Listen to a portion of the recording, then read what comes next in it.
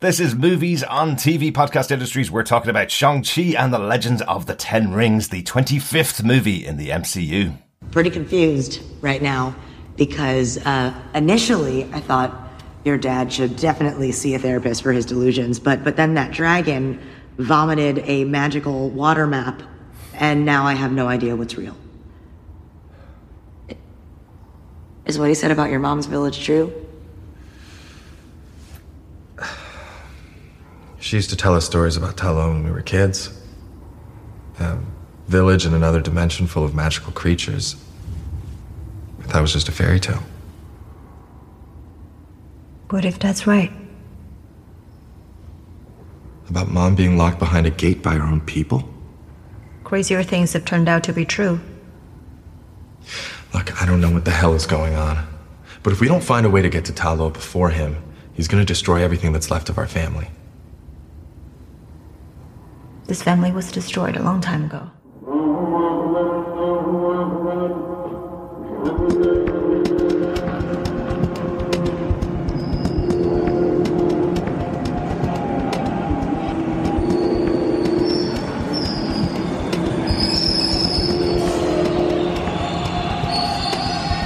Welcome back, fellow defenders, to Movies on TV Podcast Industries. We're back in the MCU talking about Shang-Chi and the Legend of the Ten Rings. I'm one of your hosts, Derek. Hello there, fellow defenders. I am one of your other hosts, John.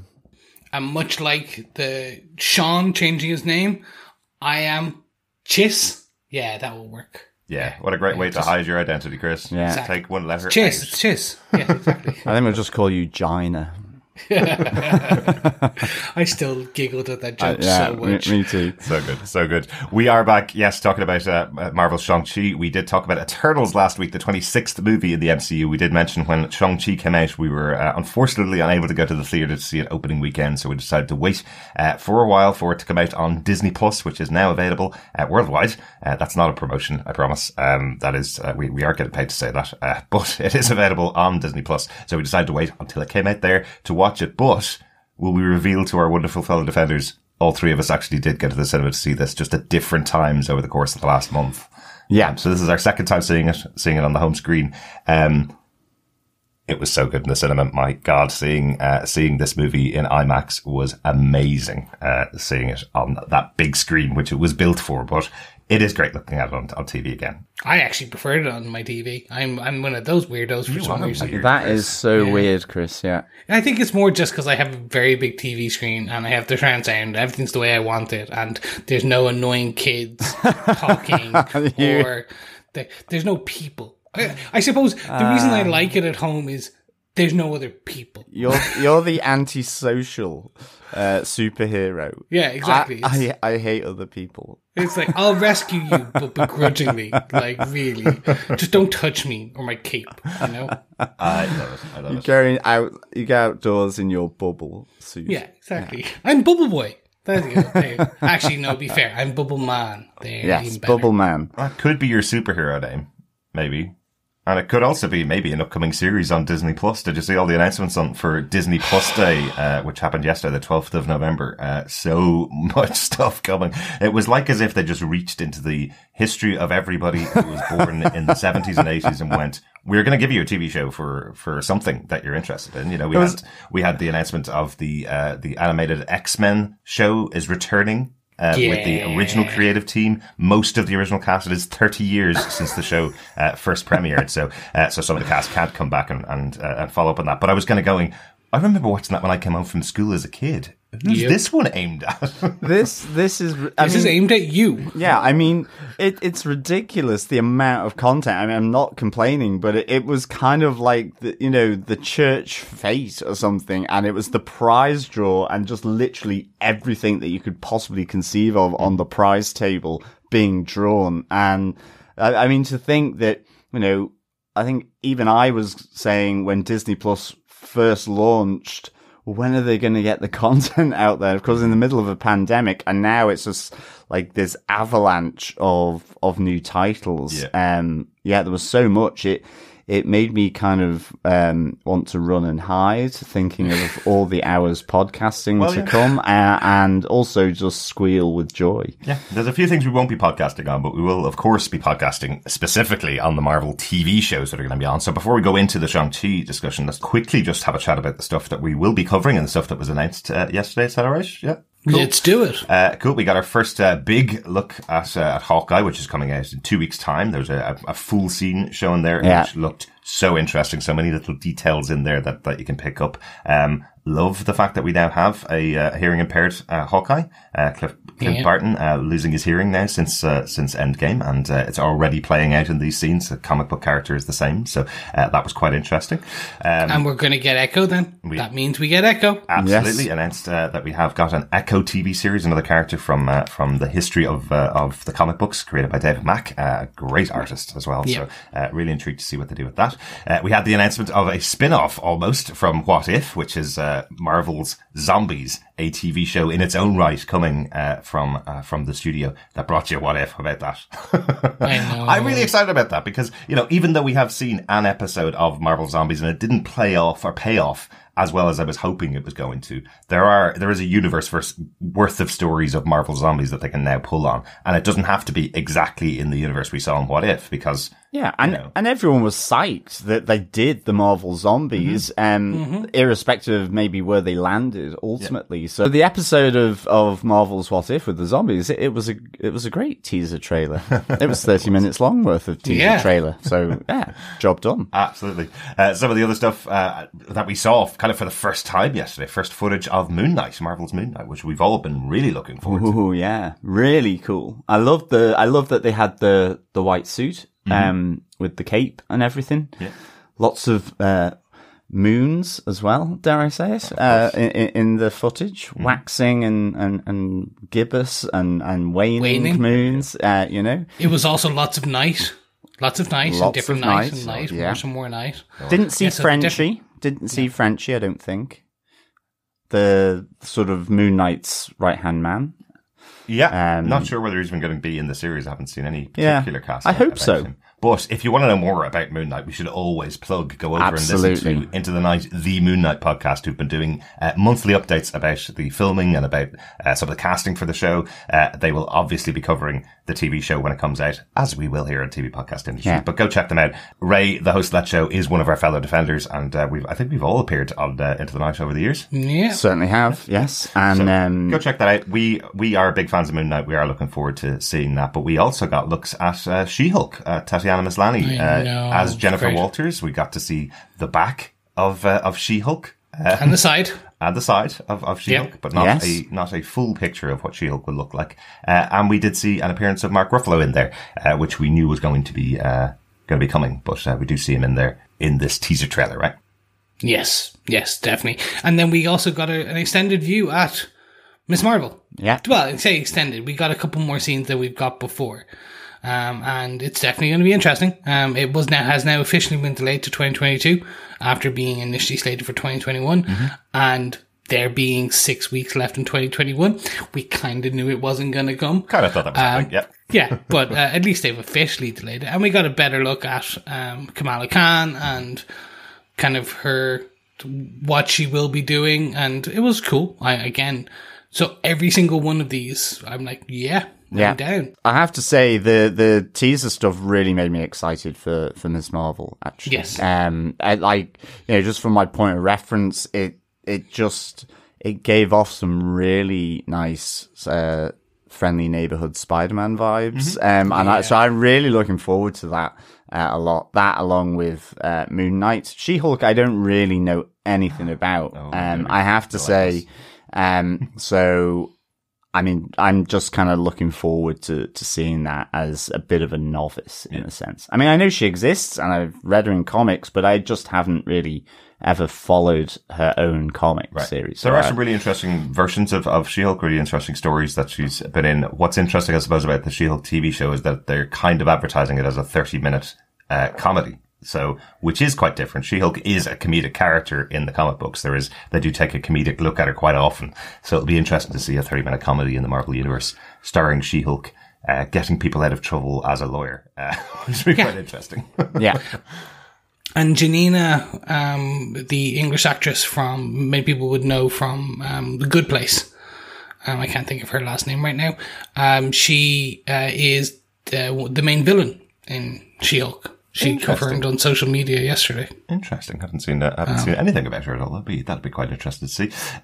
Also, Secret Invasion, a very quick shot of the wonderful Nick Fury, for 1 second. And I'm not even sure if the footage was from a different movie, but he does still have the scratches on his eyes, which makes me think and older, I should say. Yes. So that'll be interesting to see that as well. One final announcement that came in, and, for our wonderful fellow Defender and massive Spider-Man fan, this one might be interesting. An animated Spider-Man show, another one. They've had about 25, but a new animated Spider-Man show set in Peter Parker's early years in school. I think it's Spider-Man freshman year, and it is Tom Holland's version of Spider-Man that'll be in this new animated show. So that'll be interesting.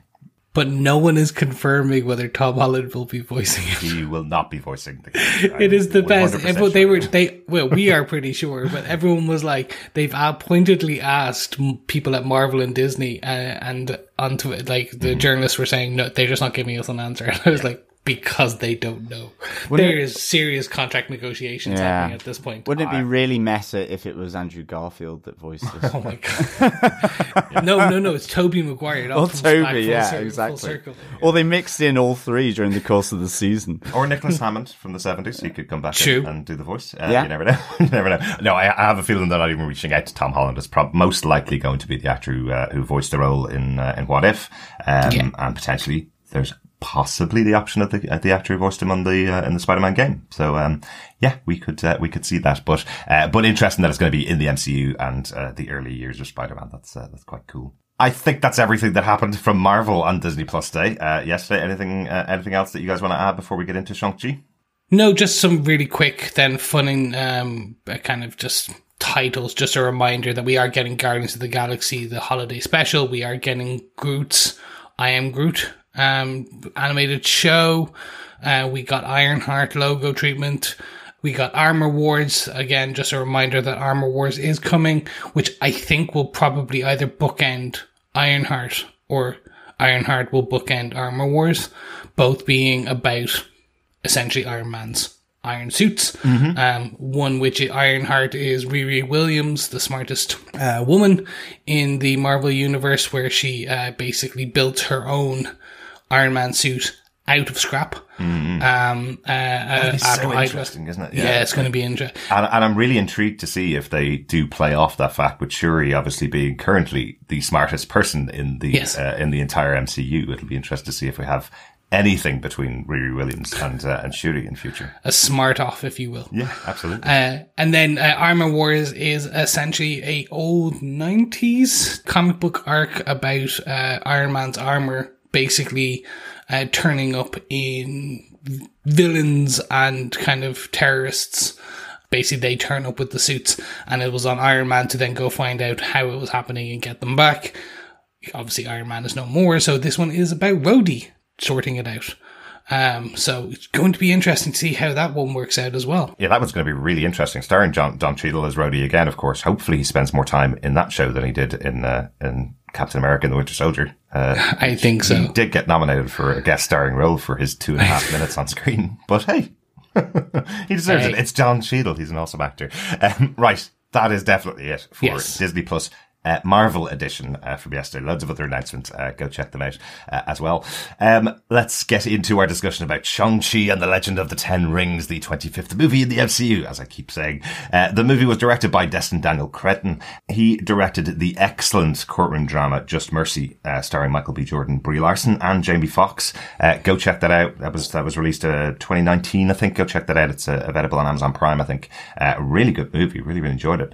It's actually an interesting fact. That was the third movie that Destin Daniel Cretton directed featuring Brie Larson, who also turns up here as her MCU character. So they obviously have a very good relationship. Yep. It looks like you have to question, were they on site for this, or was this just a second unit just went off and filmed her in the corner somewhere doing this scene? For the post-credit scene? Oh, absolutely. She doesn't need to be on site. They basically can do the Star Wars hologram nowadays. They can just go and film it and stick it in post, right? So, yeah, I would doubt she was anywhere near the set of Shang-Chi for this filming. I'd like to think that she was. Everyone was in a big room and it was a big kind of cozy get-together.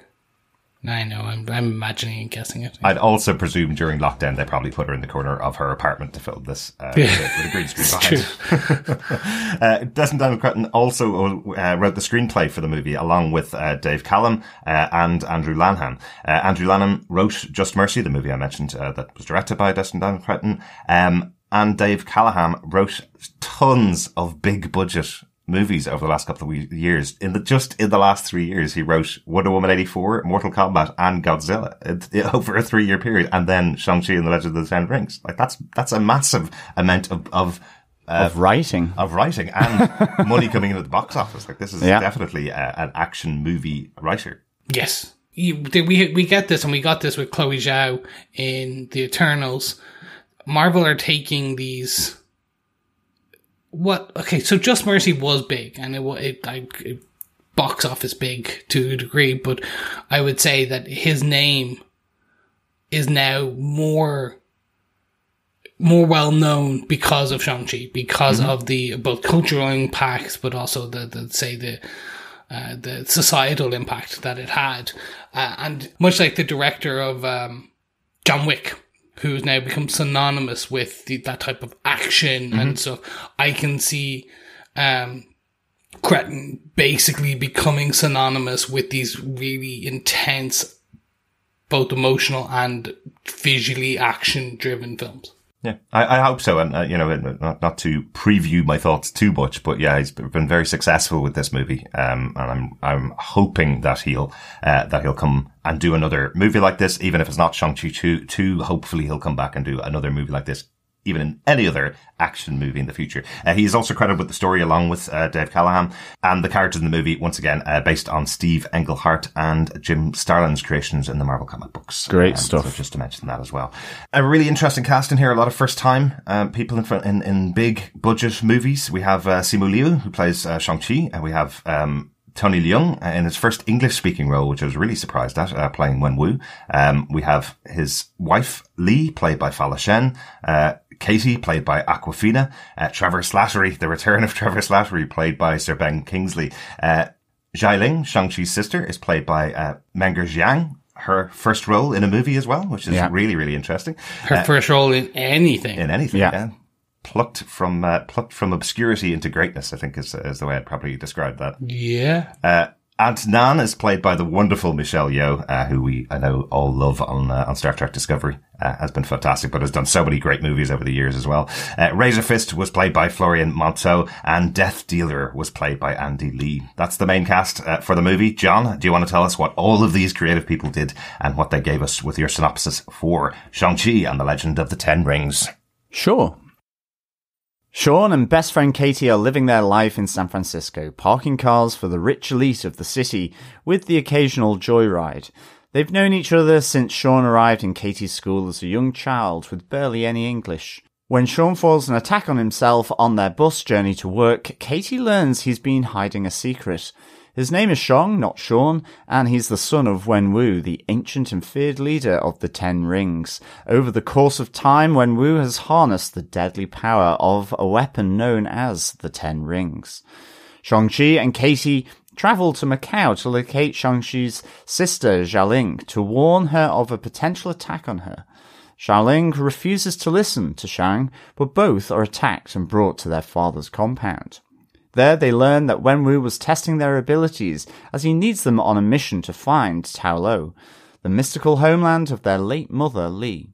But their father has been possessed by an ancient spirit, the Dweller in the Darkness, preying on his hopes that his dead wife is alive in order to get access to the mystical city. Shang-Chi and Xiaoling refuse to believe their mother is still alive and refuse to help. They are imprisoned with the last person that crossed their father, actor Trevor Slattery. He and his pet Morris, a mythical Hundun, know the route through the deadly bamboo forest to the hidden city of Tao Lo. Escaping their father's compound, they survive passage to the hidden city and team up with his auntie Ying Nan and the villagers of Taolo and fight for the survival of both this world and theirs against Wenwu's obsession to break the barrier where he believes his wife still resides. Shang tries to prevent his father from further weakening the dragon scale barrier that is releasing soul eaters from another dimension, collecting human souls to feed and awaken the dweller in the darkness.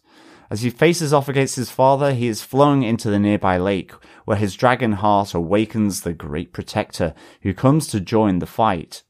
As he confronts his father again, he wins the right to command the 10 rings when he uses everything he learned from his mother to best his father in combat. But as the barrier has been weakened by Wenwu, the dweller is released from its prison to consume the souls of the living. He begins by draining Wenwu, who is killed. But with his sister and the Great Protector, Shang uses the 10 rings to destroy the dweller and accept his powerful destiny. Big movie with lots going on. First, obviously, story in the Marvel Cinematic Universe of Shang-Chi. So lots to cover, lots to kind of create this epic movie. Really, it's just over 2 hours and 15 minutes, I think, is about the runtime, which is actually not dissimilar to Eternals, which we spoke about last week. Eternals introducing 10 individual characters, Shang-Chi introducing this whole new world and whole new society that we haven't seen before. I was going to say 10 individual rings, if you will. Well, yes, exactly, exactly. What I was really intrigued to see, and I've read a lot of Shang-Chi comics over the years, but what I was really intrigued to see, researching for the podcast, is that this has really been a project that has been in development for many, many years. Stan Lee originally wanted Brandon Lee, the son of Bruce Lee, to play Shang-Chi back in 1990, I think it was, 1991, before the bankruptcy that almost killed Marvel Comics. But it was originally a plan that this was going to be something all the way back then. But there's also been directors attached to this movie in 2001 and 2005, 2 different directors supposed to be bringing this project to life. So really interestingly, we could have had this much, much earlier on in the MCU. We're now in phase 4. We're now getting brand new characters being introduced to the world of the MCU, but we could have had this character in much, much earlier. Yeah, it's interesting. And to be honest, I guess things play out for a reason if you are to believe fate and destiny. And I think, I'm glad it's come out when it is. Mm-hmm.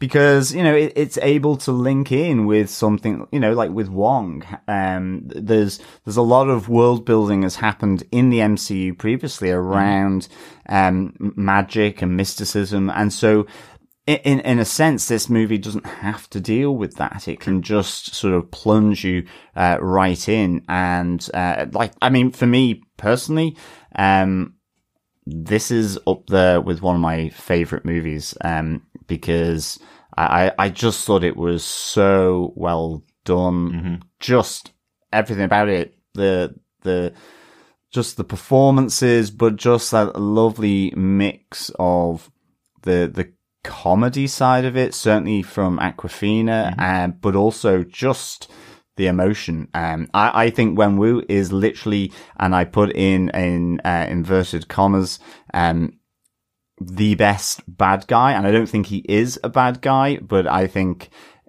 probably one of the best, dubious characters ever in the MCU. If not, for me, my top, character.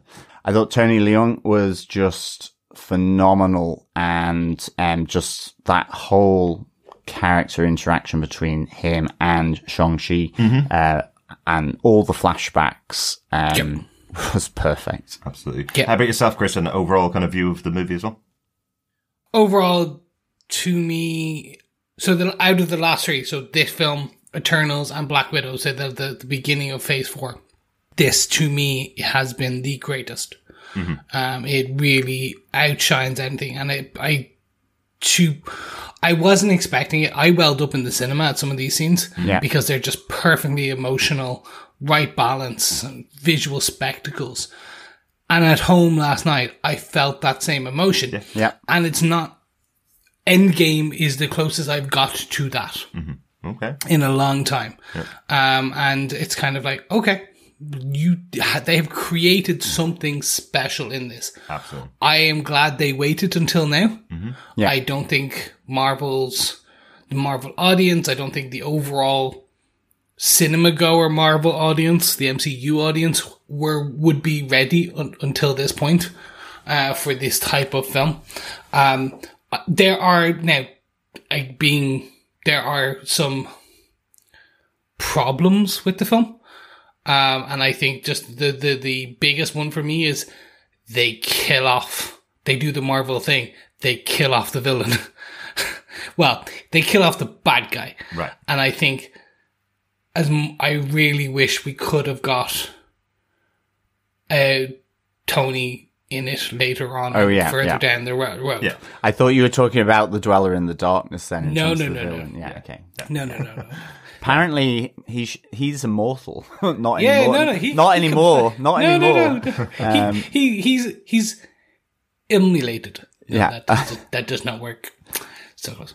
Well, we will talk about everything to do Yes. with the movie, but one thing to say, obviously, is that Wu is a character that lasted for 1,000 years, so there are loads of possibilities of flashbacks that we could see Tony Leung come back in a future Shang-Chi movie, potentially, or some other movies which take place at the same time in the history of the MCU. But yes, we may not see him appear in future after that moment, I suppose. Very unlikely. Yes. We'll see him again. Very, very, very unlikely, unless his soul is returned. Let's get into our discussion about the movie overall. Let's get into our top moments that kind of were of interest to us while watching the movie. The first thing that really stands out to me is our introduction to Shang, this character that Shang-Chi has created for himself in America, and how different this is for a Marvel movie. The kind of, I think I've called it the directionless life of Shang and Katie. I really like this setup for this character, this kind of lazy life that he's living. You're expecting from the opening scenes and the fact that this is a movie built around him, that he is going to be in a very rich kind of side of society. They play on that a little bit as you see him getting dressed into his kind of suit to go to work. And then they show you somebody getting out of a really fast sports car, and it's not him at all. He's actually just a valet parker. Yeah. Working alongside his childhood friend. I love this setup. I think that's really interesting to see. Yeah, I really like that sort of, the music, the flashy car, all that, and then obviously he's the valet for the cars, and I thought this was really good. I also loved him going for breakfast at Katie's house. I loved Katie's brother is like, why is he over here eating our food every morning? Just really nice. And that connection with, because this is, with Asian Americans and the cast, the direction, and that element of it, I really like, seeing the grandmother and the mother, having that kind of, cultural battle in amongst the family. Yeah. Like, I guess all families do for whatever reasons, whether it's just purely generational or whether it's, as an immigrant family, people who have brought up in their home country, like of China, and of the kids growing up in America, and all the different, sort of, just views that get thrown out. So I love the grandmother setting the place at the breakfast table for her dead husband, keeping the memory, the spirit alive, with the packet of cigarettes and the onion rings. This was just really nice. And I like the fact that both Katie and Sean are like, well, we like our valet parking. Yes, you want us to be a doctor, and we have the friends where she has sort of, in quotes, grown up and become the lawyer. And, this is a real sort of nice kind of just encapsulation of things. And I just think it's done really well. And it just sets that lovely context for these two characters of Sean and Katie. There is such a weight on directors doing these kind of movies. The whole push behind it is that we haven't seen an Asian American superhero before. We haven't seen an Asian American leading this type of movie before, especially in the MCU. This is the first time. So there is that kind of weight on them, it feels, to make sure that they're covering it off as well as they possibly can, to cover off the different experience that an immigrant is having in America. But I love that just in this one scene, they encapsulate all sides of it. We have Katie's mother giving out to her saying, you know, we didn't move over here to give you this life. And she's kind of going, but Mom, you're American. It was granddad and grandmom that moved over here. You've been American your whole life, kind of thing. So this is a third generation American is with Katie. Shang has come directly from China, and come into her life, and they've been living together. But I do kind of like the pushback of going, I love my life. I love that in America I can live here, park cars for a living, and that can be my life. I can do whatever I want to. I'm having fun. And I can also stay up late and go out to karaoke bars and enjoy myself on a weeknight. You know, I love the kind of pushback between those different types of, expectations that are coming from the family, I suppose. I love the karaoke bit as well. The idea of, shall we, shan't we? You know, it's 3:00 in the morning.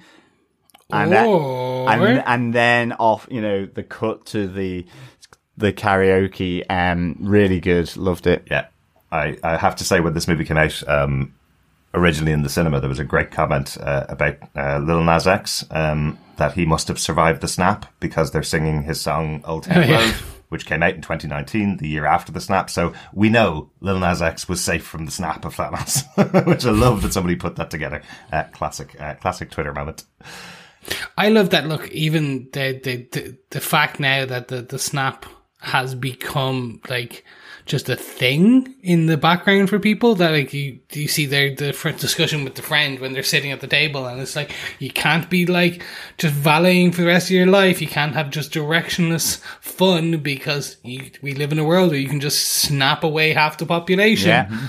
And I'm like, yeah, that's just a thing in the background now.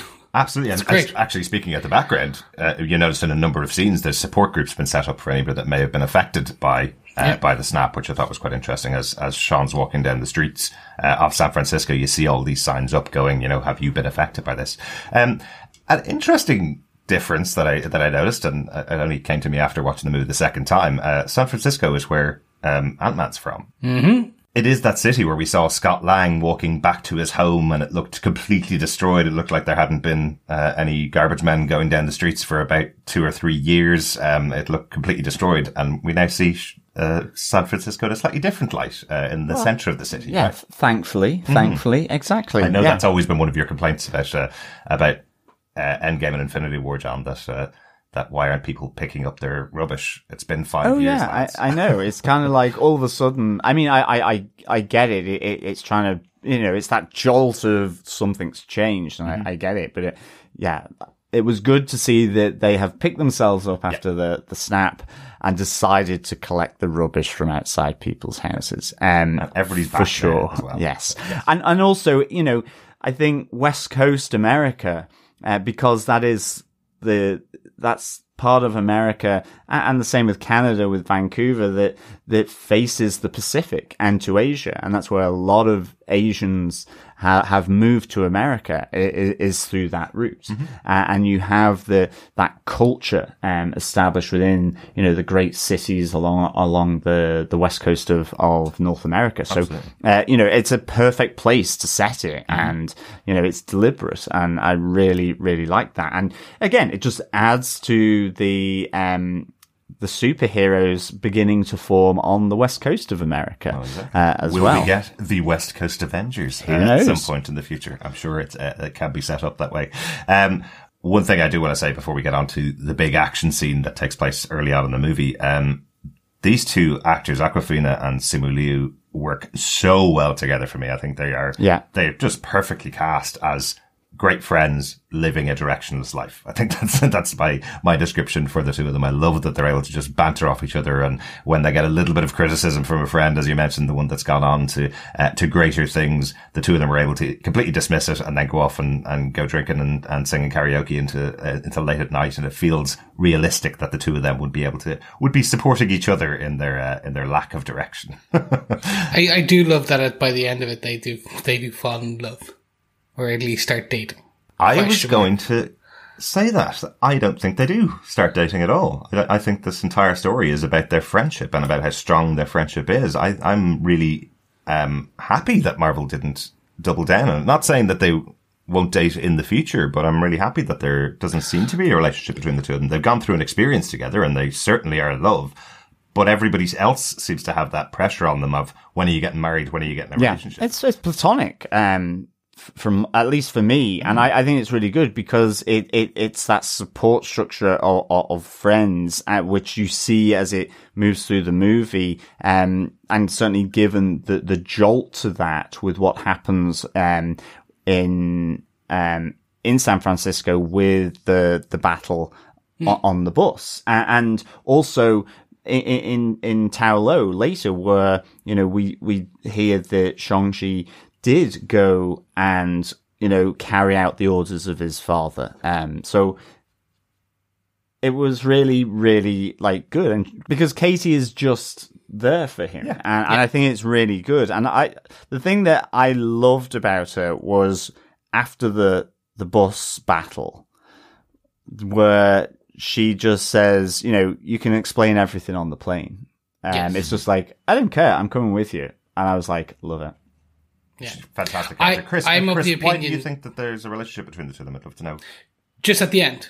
At the end is the head on the shoulder, it moved from platonic to something more based on the head on the shoulder at the very end of Tao Lao, and then when they are leaving the restaurant and things like that. I get the feeling that it's moved beyond just based on kind of the body language, the touching. But I think they've left it purposely open to decide on when they go into number 2, where they want to take that. But they haven't just that's why they didn't show them kiss. I'm pretty sure there was probably a kiss scene in there at the end, and they just took it out to give that ambiguity, because they're just the touching and the feely and all that type. I don't think that. I think this is just about them accepting their destiny and becoming the people who they were supposed to be. And the fact that the two of them have gone through this experience together has made them even closer than they were, just as being kids. Because remember, this is all about the fact that they met when they were young children, and he has never revealed to her his real history. He now has, and they've gone through this experience together. So I don't think there was something edited out of it. I think the approach they were taking in the movie was, these are good friends going through an experience together. But I do love in that scene with the family that her grandmother's asking Shang, just as Katie walks out of the room, so when are you two getting married? As if she doesn't still understand their relationship as to why this guy has been coming over every morning for possibly 10 years, eating their breakfast. Well, exactly. Maybe they're just friends with benefits, okay? Well, the benefits include breakfast in the morning and karaoke at night. Well, say, I'm going to get seriously worried if you ever rest your head on my shoulder. Do, because I may want to karaoke with you and come over for breakfast. There you go. Let's talk about the bus battle in San Francisco. This massive battle sequence. Now, what I loved about this when I saw it at the cinema was this was a central feature of the release of the trailer, this bus battle. I did not expect a 10-minute battle on a bus in the cinema. The kind of couple of minutes I saw in the trailer, I thought that was going to be it, because you kind of got a beginning, middle, and end in that trailer of this 1-minute bus fight. But it is amazingly choreographed. If you guys haven't seen the making of documentary that's on Disney Plus, there's the assembled documentary. It's about an hour long. It's definitely the best one that Marvel have done for any of the movies or TV shows that they've done. They really gave a good background into it. But one of the elements that they say about the bus scene that I thought was really interesting was the two of the stunt coordinators had worked with Jackie Chan in the past, and what they were trying to emulate in here, what they're trying to put into the performance, was the way that Jackie Chan uses everything around him in his battles, that he's not just punching people in the face, that he's using everything around him. And that's what we see here with Shang-Chi when he is kind of freeing himself from that persona that he's put on in front of Katie in the past. We see him fighting in an amazing style through in and outside this bus. Oh, the bus battle, there are some really, really slick moves. I love Shang-Chi's move to get into the driver's seat. It's just so unnecessarily complicated, but amazing. He's hanging off the side of the bus, using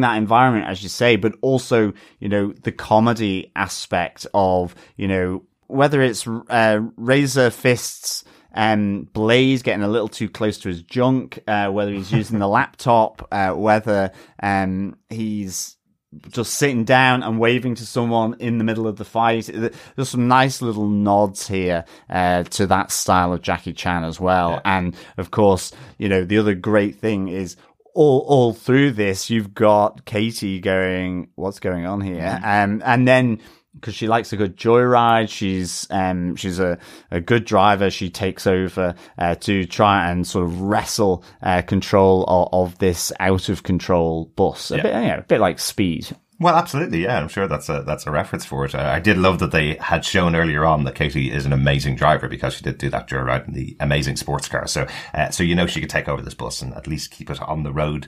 But I thought this was stunning. That was an amazing scene. Yeah, no, I absolutely loved it. You know it's going to be something special when you have the guy from Spider-Man Homecoming, which is, hey, you the Spider-Man of YouTube? Do a flip. And he goes, hey fam, I'm back again. Now I've done some jiu-jitsu and karate in the younger years, so I'm going to grade this fight. And you're just like, okay, they're starting up with the comedic element, and then I'm like, oh. So, because when I saw this in the cinema, I was like, I've already seen this fight. Right. I've seen this in trailers. I know how it's going to happen. And like you said, the assumption is with today's trailers, pretty much like most of the scene has already been shown. Mm-hmm. I was so wrong. It's fantastic because it just extends and continues out, and just there's just all the bits that you guys have discussed. And for me, it shows some of the different styles and the different techniques that Simu Ling, Shang-Chi will show. So you do have him like swinging out of the bus. Mm-hmm. So you get to understand some of the gymnastic aspect of him as a character. And that is brilliant. And then you still, as you said, you still get to see the base character of who he is. So the kind of winking and waving at the girl, grabbing her laptop, like getting it cut in half and then giving it back, going, sorry. Yeah. I mean, do you know my favorite little piece of trivia another one of my favorite pieces of trivia that I've heard this week is that because that's a Hewlett-Packard laptop that she's using, even though it was cut in half, it's okay. She'll be able to recover her PhD that she was working on because the hard drive on a Hewlett-Packard laptop is on the left-hand side. So she's okay. I love that people research this kind of stuff. Yeah. And I could just read it out on the podcast. That's it. And I mean, like, I loved the move with his jacket where he's taking it off and putting it back on again whilst he's fighting the guys, and the sort of the double leg kick to the sides. Oh, yeah. And they were just like phenomenal for me. I was like, this is so awesome. And one thing that did twist quite well from the trailer to the movie, Awkwafina driving that bus, as I mentioned, she is a very competent driver, and that's set up in the movie. But when you saw it in the trailer, it looked like she was going to be doing the Sandra Bullock thing from Speed, where she was going to be screaming, going, oh no, don't leave me in control of this bus kind of thing. She's perfectly in control of it, but she's kind of laughing at the end when she finally gets stopped by the dump truck driver, and laughing, going, we make a good team. We're able to stop the bus, you know. I like that she's very active in this. She's involved in the resolution to it. She's the one that does the hard right turn, which allows the bus to split in half, sending Razor Fist off into the distance. Unfortunately, he does get what he was looking for, which is the token that's on, that Shang-Chi has been wearing around his neck from his mother, when he was younger.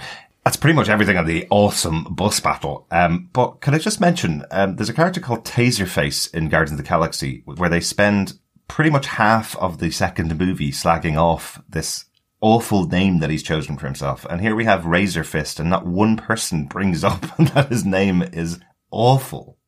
No. If anything, they like his style. Basically, when they get into the car later on. Yeah. How odd. Yeah. I guess it's just a joke that works in space, I guess. Yes. Or space raccoons like it. Yes. Don't call him a raccoon. I know. Yeah, Trash Panda. Remember? Trash Panda. But as you mentioned, John, this is kind of the reveal of who Sean really is to Katie, and they end off on their trip to Macau, trip over to China, with Katie going with him. A great moment on the plane when Sean is explaining who he is and his past. Absolutely great line that comes through where he's telling this really emotional story about his father training him to be an assassin. He's sent off to murder the person that killed his mother at 14 years old. And he goes, I was trained so well by my father, I would have done anything that he asked. If he had told me to kill anybody, I would have said, and then it breaks in with the stewardess going, meat or veg? So I love the timing of the comedy there as he's telling the story. It's really fun. Yeah. Really good. And also the name change logic skit from Katie, from Gina to Gina, I thought was just really good. Yes, Sean being the Americanization of Shang. Just like Gina to Gina.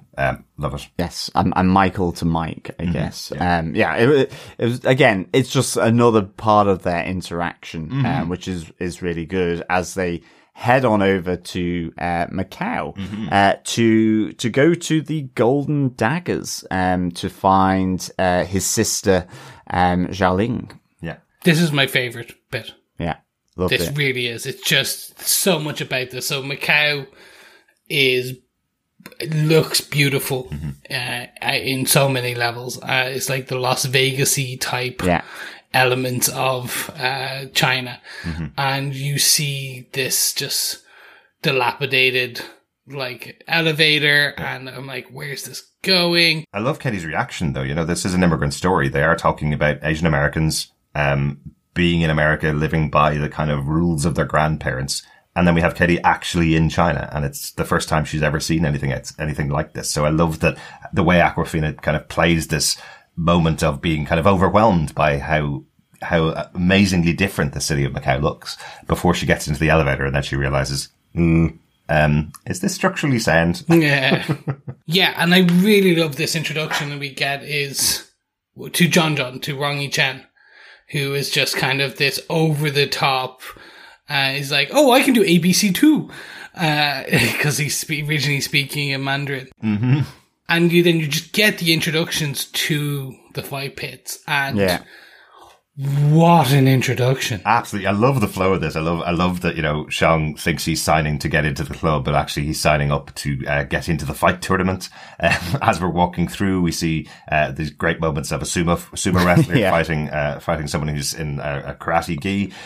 We've got a Black Widow is in a fighting ring there as well. Yeah. And we also have someone powered by Extremis in one of the other places. I love this. This is one of those ones that was great to watch on TV after seeing it at the cinema, because you knew it was coming up, so you're able to pause a little bit and see some of the other fights going on. But you're right, Chris. We do get quite a big battle going on in the arena. I wish this had been kept a little bit more silent before going to the cinema, but it is great seeing Emil Blonsky, who is Abomination, fighting the wonderful Wong from Doctor Strange. Benedict Wong back in the role for the first time without Doctor Strange. Yeah, exactly. I love this. I love that they had Wong throughout this. I loved his use of the sling ring to use Abomination's punch against himself with, you know, the little sort of off the cuff remark of, now you know how it feels. And ultimately these two anyway are seemingly sort of sparring partners anyway as they head off after the fight. Really nice touch here with Benedict Wong. Coming back as Wong, and this whole fight pit thing was great. I love that, you know, Shang-Chi is now known as Busboy because of the video being taken by the YouTuber on the bus as all the fights going on, and elevated himself from parking cards to Busboy. And fantastic. But it's just as you say, Chris, it's just that feel. It's like this unregulated sort of anything goes. It's dark web, baby. It's drink, it's neon lights, it's money, it's you name it. That is just that vibe is so great in this. And again, then to have Shang-Chi, you know, and Katie betting against him, which I really like. Again, pocketing a load of money. And it seems to be as well now, maybe not, but the slow-mo knockout, sort of look is a new Marvel featurette. We saw it in Loki, with the sort of, cheek wobble. And we see it here with Shang-Chi when he, you know, when ultimately thrown into this ring, he is fighting his sister, which was really good. Yeah. You know, before we get to this fight with the sister, just on the Wong and Emil Abomination. Yeah. Wong sling rings open a portal back to what something looks like, essentially like a cage on the raft. Yes. Where it's this basically kind of glass paneled cell. Yeah, and there were So red. There was red as well, wasn't Yeah. there? Yeah, I was wondering what that was, to be honest. So Abomination's probably somewhere in the raft, and he comes out for these fights, and then Wong is like working on him on throwing the like kind of like low punches, you know, like just like faking it and that thing. So I'm like, I want more on this now. This is what I want. I'm like, what side gig does Wong have going on? We need more information. Abomination is alive and well, and now kind of a good guy. Well, like he's working with Wong here. I'm not sure about good guy. I think he might be just taking him out to exercise. It does feel like, since we don't see Emil Blonsky at all, that Abomination is now stuck in the form of Abomination and probably needs a good workout occasionally. So maybe this is the arrangement. Wong can handle him, so Wong can take him out. They'll have a fight.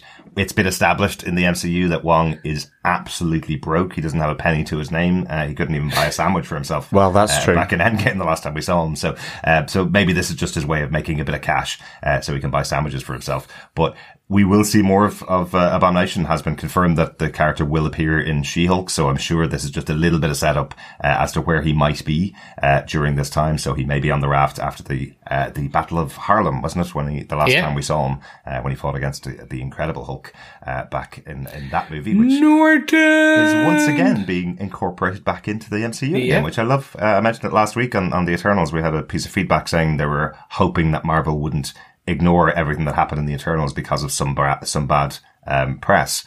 Marvel doesn't do that. They literally go, you know what? We're going to take it and we're going to make it even bigger, and we're going to make this essential for you. So if you don't know who this character is, you need to go back and watch that movie that you may have skipped right back at the start of the MCU. Yeah. It is one of our points, but it's like the introduction of Trevor in this movie, which was, is Marmite for some people, I guess. Mm-hmm. Absolutely. But let's talk about the fight with Xialing, the introduction of Shang-Chi's sister. This is really well choreographed. It's not just the fight. I like that they have her thinking back on the last times she spoke to Shang-Chi. There's a really good use of flashback throughout this movie, I think. Yeah. It's not just flashback to a specific scene. I like that every flashback kind of gets expanded as the movie goes on. And it gives each person's perspective on what was happening in those scenes, including Wenwu, Xialing, and Shang-Chi, all comes out over the movie. It's all of their perspectives. Each person is affected differently by those moments, we see that she's been left behind by him. We have that conversation later on, and I like that this is playing out in her mind. She's about to kind of walk away when Shang says their father's coming to get her. She's about to walk away, and then she remembers why she's so angry at him, that he left her there in her father's care when she was only, about 6 or 7 years old? Yeah, and which gives us the slow-mo knockdown when it comes back out of the flashback. Mm-hmm. The fight, it's the literal fight between them, but it's that sibling fight that's happening around all that pent-up anger, frustration, disappointment, you name it, from being siblings. And I thought this was really good. And again, Xialing, what a great sort of response or riposte to Shang-Chi. He didn't come back after 3 days. 3 days turned to 1 week, to 1 month, to 1 year. And I love that she says, and after 6 years, I realized I didn't need you. And creates the golden daggers and has her own life. And, even seeing her as the little girl watching, being prevented from practicing with the army of the Ten Rings, she's off training herself. And again, there's that nod in the movie as well, where she says, I watched them train and then I did it better. It was like real, like the self-determination, the self-resilience, of her. So I loved this character, and the strength that she had, and just all the way through the movie. But this fight was just that great introduction to her. Yeah. This for me was just, I love this. For everything you guys have said, but for me, it's just the choice from a directorial cinematographer point of view, and literally just the angles, I think, that he chooses when he's swinging the camera around as to follow the action of the fight. There's just a choice to keep certain kind of either the faces or kind of the different parts of the torso, it just in the center of the shot, so it swings sometimes. So as a way just to kind of draw the eye. So you're drawn to the fist or the kick, or just the where, say, when Sean, when Sean is about to hit her and then stops because of the choice that fist is in the center of your eye line. It's the center of the screen. And a lot of these, because it was filmed in IMAX ratio, it's filmed widescreen, it's filmed in the Marvel, the niceness. When you have a film that big, a screen that big, having it centered as well is very useful. Yeah. But it was just that it's a choice. Like, other people have them in different sides of action, but a lot of these kind of key fight scenes have a center point where your eye is drawn, and then everything else kind of spans out. Absolutely. It's so interesting, again, to highlight the making of for this movie. The director is so central to this, but he has got fight coordinators in there. He has got action coordinators in there who are creating the fighting to make it look really realistic. And he is so good at the placement of where he wants this action to take place in camera. It works really, really well. You're totally right, Chris. Speaking of battles, the scaffolding battle outside of the club is amazing. This is one of the most interesting fight scenes I've seen on screen in such a long time. Just the dance that's going on as Shang is swinging through the scaffolding. Katie is falling off the side of it, and Xialing comes back to help them out. So we have not just 3 or 4 tiers of fighting going on. We have an entire building of fighting going on with the 10 rings coming to attack. I think it looks amazing. And I remember seeing this in the cinema specifically, and my leg started to wobble from the height up that's being shown. It really does. You really do feel that height of where they are in this fight. But that's it. You know, it is fantastic action on bamboo scaffolding. But for me, Katie is giving me my perspective of, oh, hell no, I'm not getting on there. I love that. All the action was just amazing, how they moved between the different layers of the scaffolding, all that kind of stuff. I loved it. But I was always there with Katie, from the start of, I'm not getting on that thing, to when she's, hanging out on a limb. I mean, whatever about falling and, being caught at the last minute by Xialing,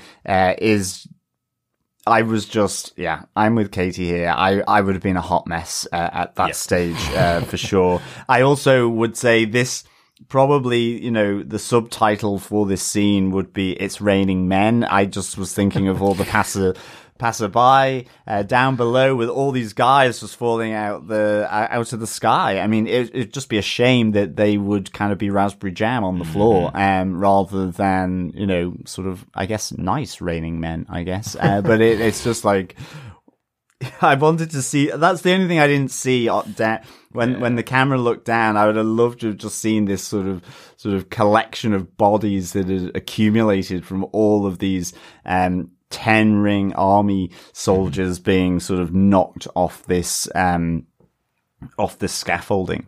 But it was great action. Loved the perspective of Katie. It really brought you into it, as the audience. So this was cool. Yeah, really awesome. Yeah.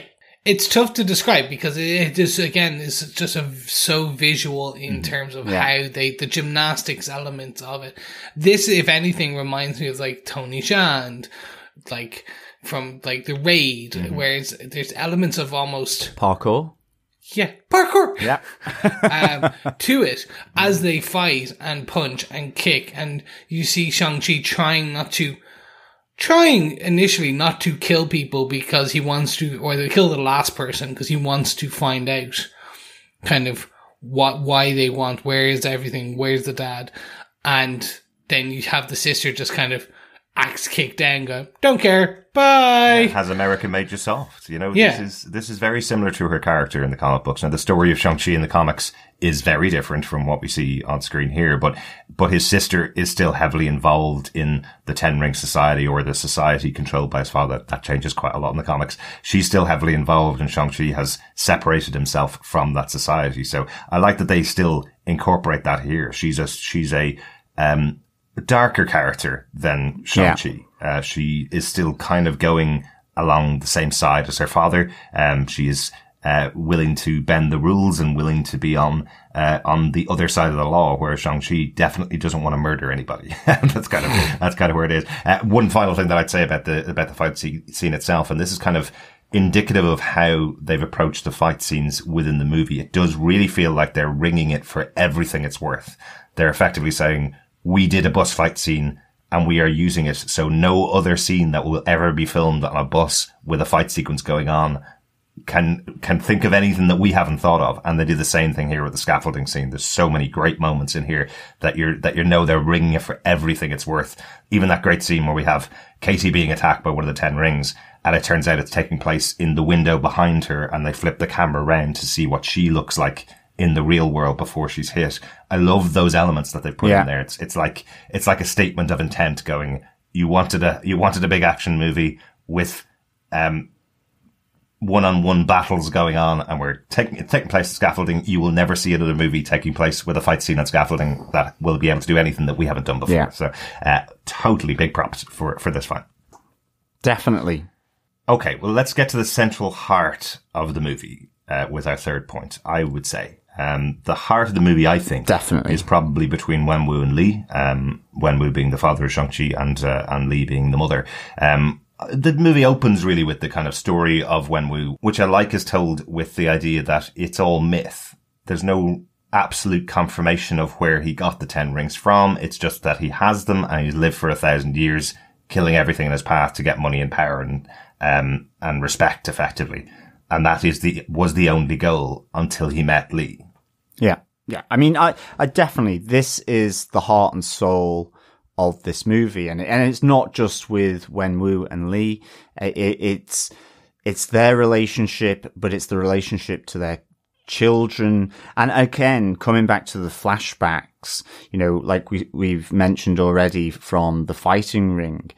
I think this is literally probably the most perfect use of flashbacks, for me, because they deepened everything that was happening in the present, because ultimately this was a family drama spread out over thousands of years and concentrated in, you know, the lifetime of both Shang-Chi and Xialing, with how their father treated them, with, ultimately the death of, Li. But it just built the characters in the present by showing what they'd gone through in the past and where the flashbacks were located.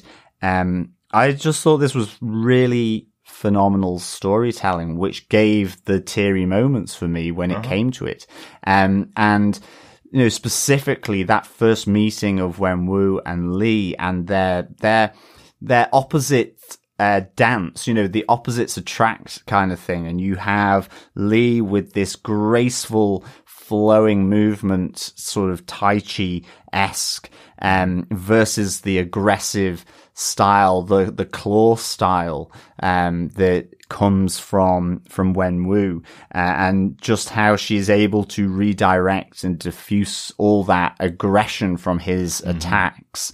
And as you said, it opens him to another side of him that he never knew existed. It's that idea of the yin and yang, you know, it's really, central here. And I just thought all of it was, amazing between, the Wenwu and Li. That bit where they capture, to me, the emotion or that connection between these two characters as they're spinning round, and she's looking down at him and he looks up at her, and there's a softness comes on Wenwu that you've not seen before.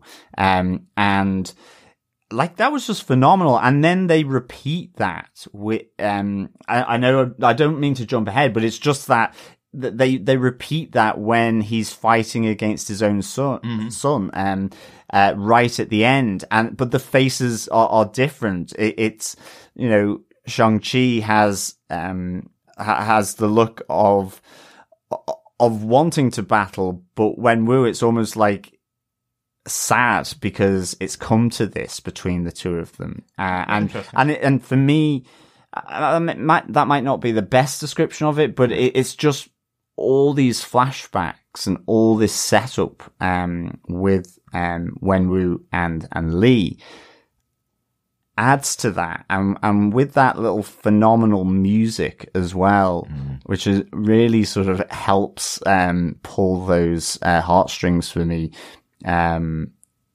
This is why this is in my wheelhouse, and I love that Tai Chi action. I mean, I loved all the action here, but there's something about that, and we see it with Ying Nan as well, the auntie. It's just so pretty, very, you know, and flowing and graceful. Yeah, this, I agree, total heart and soul of the movie here that connects through this family drama effectively. Absolutely. I know it's sometimes difficult to wonder why movies cross over from some cultures to other cultures. You know, these scenes here reminded me of House of Flying Daggers and Crouching Tiger, Hidden Dragon. These beautifully shot scenes that do translate from, you know, the other thousands of movies that China releases every single year.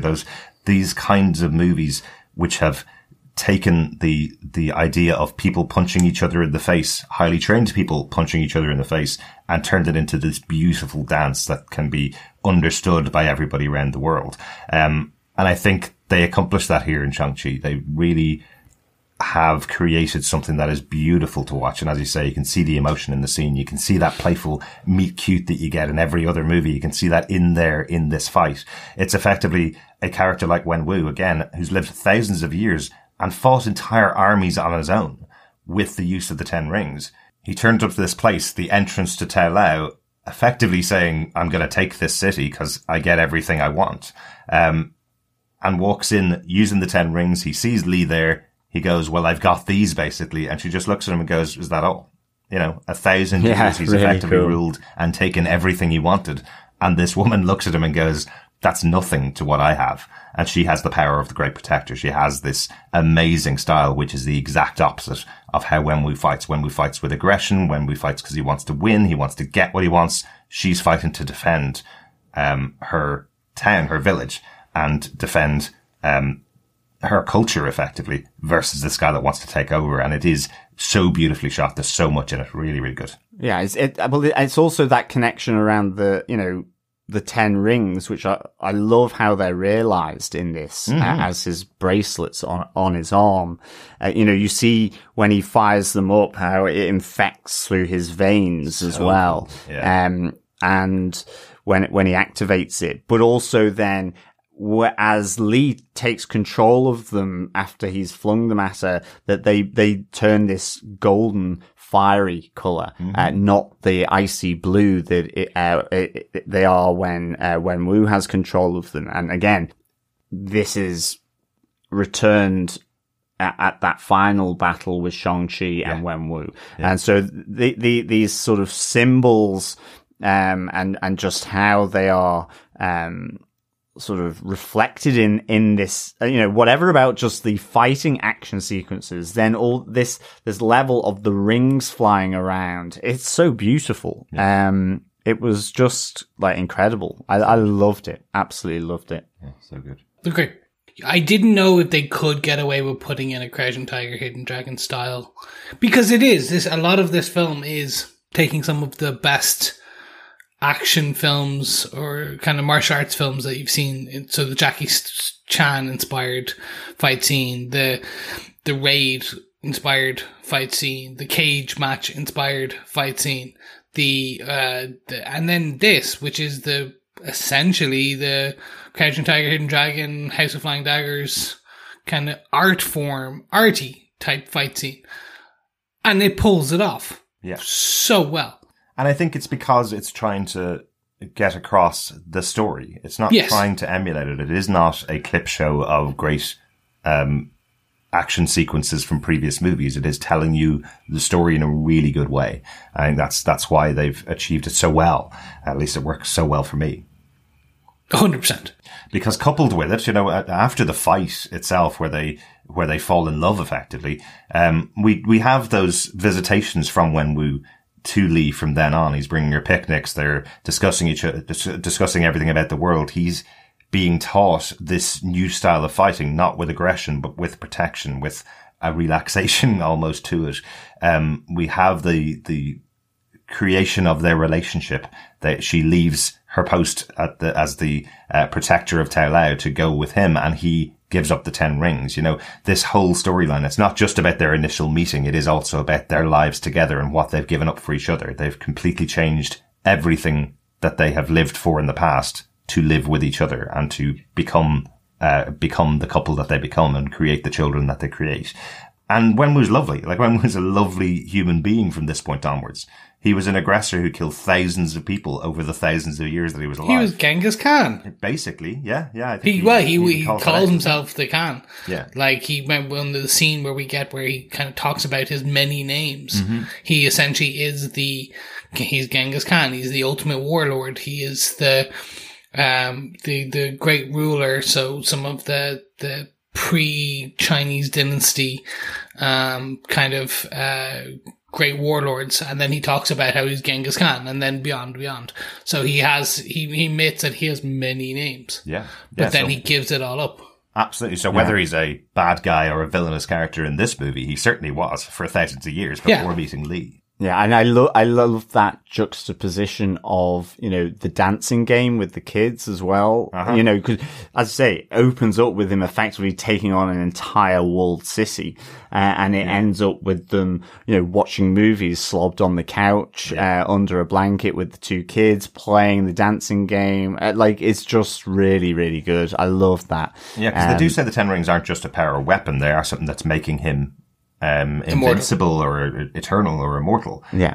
And once he takes them off, he will age. So the line from Tony Leung where he says this is a reason to age is meeting Lee. I think that's, and having the children. I think that's a beautiful, moment for the characters. But this all plays into the story. This idea that him losing Lee was the worst thing to happen in his life. Him meeting her was the best.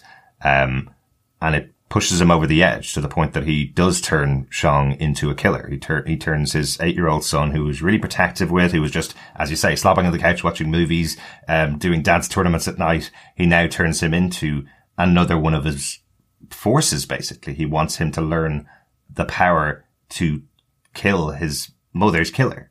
That's his whole modus operandi from here on after Lee dies, is that he distances himself from the love of his children and effectively is just looking to push Shang towards the 10 rings and towards the taking over from him when he returns to a warlord, and pushing Xialing away because she reminds him too much of his wife. Yeah. Yep. And I mean, it's so brutal, just what the young Shang-Chi has to go through. Mm-hmm. I mean, with the bloody knuckles, I mean, where he's being smacked by big hefty sticks, I was like, I just wouldn't be able for that. Yeah. I'm kind of there going, I'm such a wuss, that it is literally, someone would do that once, or, I'd hit the training post, I'd probably just shatter my entire hand, and I'd be out of action for 6 months, and I'd be like, "Nah, I don't want to do that again." Can I don't know, read a book or something? I did joke with my wife. I was like, I really wish I had a death vendetta when I was a kid, because I would have basically I would have came out a lot better. I would have been my best self. I would have looked like Shang-Chi if it just took a vendetta like that and being a child assassin. I would have done it. I'm not gonna, because he's kept up the regime. He gets up every morning. He does his push-ups to kind of hip-hop beats. Yeah. I need that. I basically pulled myself out of bed and tried to work out this morning, and it took about 2 coffees to even get going. Exactly. It's almost like, I would love to be doing all that spinning and flipping and have that sort of spatial awareness around myself to be able to do all these moves and I'm like, I'm like, it's never gonna happen. It's kind of like, I'm know. Like, we could get, if we get cast, like Kumail Nanjiani, like in Eternals, he got cast in the MCU and got the Marvel Labs. We just have to wait. We have to wait for our turn. We will get cast. At some point, they're going to run out of actors for the MCU, and they're going to have to come to people like us. That's where they pay for the Marvel Labs. Do you know, I was thinking about this. Maybe we should write the Banshee movie for Marvel. From an Irish perspective, has to all feature Irish actors. There you go. That's a way to get us in there, right? Yeah, there you go. That does it. Sean Cassidy. But I do love the young actor who plays Shang-Chi here, and especially the youngest actor, because you get more of him on screen, and it does come across that what his purpose is after losing his mother is to please his father. He is totally in love with Wenwu. He totally wants the respect from his father, and you can see it from that first moment when he's being taught and effectively does break his fist when punching that pole, the blood coming out of it. You can see that he's pushing himself for his father's love over and over again. Even after seeing what his father does to the people that he feels are responsible for the death of his mother. That's a fantastic scene where we see on the face of young Shang-Chi him watching his father take out this entire group of bad guys, effectively, who came to kill his mother. Definitely. It's such a great scene when we see it all in the mirror played out. Definitely. And he is as well, as you say, he's looking for that affection, the love, the acknowledgement of his father. But it contrasts with how he got that from Lee, his mother, in such different way. And in terms of how she, taught him her style of fighting as well. And so it is there. You see the love for his father, but there's the tension, that there's that outward force that ultimately, when he goes off to do that mission to avenge his mother, that there is the decision made as a result of what happens there, where he doesn't go back to his father. So I love that it keeps that tension all the way through. And you're right, that interaction between the different stages of the family unit, the different ages of Shang-Chi growing up, with Wenwu, and also Lee, his mother, that is just, as I say, it adds so much to the whole story, emotionally, and the depth of it. The young actor playing Shang-Chi is really good, and I love the little talk between him and the young Xiaoling as well, just as he's going off, because again, it connects back to the fight pit, of 3 days turned into 1 week, turned into 1 month. And it just is so good. I loved it. It is. And I love both of the actors that play the young Shang-Chi for different reasons. I love that it's just that innocence of the young 8-year-old Shang-Chi, but the kind of montage that gets 14-year-old Shang-Chi to where he needs to be, the power he needs to be to go off on this mission. He has an amazing fight sequence in the ring at the Ten Rings compound. I think that's a great sequence as well. Really great casting for all of those actors forming Shang-Chi. Now, we talked a little bit about the kind of flashbacks and the expanding of the story as the movie goes out. There's an interesting kind of element here that isn't really this part of the movie. What we hear is that Wenwu knew absolutely where his children were, and he gave them 10 years to get their acts together so that they could then come back into the 10 rings. What we don't hear here, and what we hear later on in the movie, is that Shang-Chi actually did carry out the murder of his mother's killer and then didn't return. We've thought up to this point that he left went into the wilds of America and disappeared by changing one letter in his name. What do you guys think about that? The idea that we have Shang-Chi, who has murdered his mother's killer, and he is a new hero for the MCU. What do you think? I love it because it leans into the blood must be paid with blood. And it's that mentality that he has to unlearn later on. Yeah. Mm-hmm. And it's that all good heroes, I should say, have a flaw, a crutch, beyond a crutch, actually, you would call it a flaw. So like Iron Man was the ego, in comic books, the alcohol, the demon, the many other things. Every good hero has that. Yeah. And in this, in the origin of Shang-Chi, it is that he paid blood with blood. He killed a man at 14, and that has stayed with him. Yeah. And he then leans further into it, going, no. Now I must kill my father. Blood must be paid with blood. Yeah. Mm-hmm. And then he goes even further and it stops. Because that's when he learns that no, that is not the case. The learning on that bit is sometimes I on my second watch I was like, he essentially kind of unlearns it by seeing a magical dragon, but okay, because he still tries to fight to kill his dad and then unlearns it as he's fighting his father later on. But it's the complexity of the character. I mean, I'm totally with you on that. You know, it's that he does what his father has asked him to. And at that moment, though, the tension of how he's been and how he was brought up by his father and his mother whilst his mother was still alive snaps and comes to the fore so that he doesn't go back to his father. But then, as you say, the anger he projects onto his father. You know, his father blames him for the death of his mother because he was there and he just watched. The crux of this comes with Auntie Yin Nan, where she says you are both your father and your mother. It is that yin and yang, and that's what I mean. I've always loved that concept. It's your dark side so that you aren't that in your life, that you become the best, that you have to understand that you have good and evil in you. You're not pure. And she, in teaching him and furthering her mother's teachings at Tao Lo, brings out this idea that, you're beating yourself up about whether you are your dad or you are your mother. And actually you are the sum of those parts, and you are you, and you are a product of both of those. Yeah. And so, I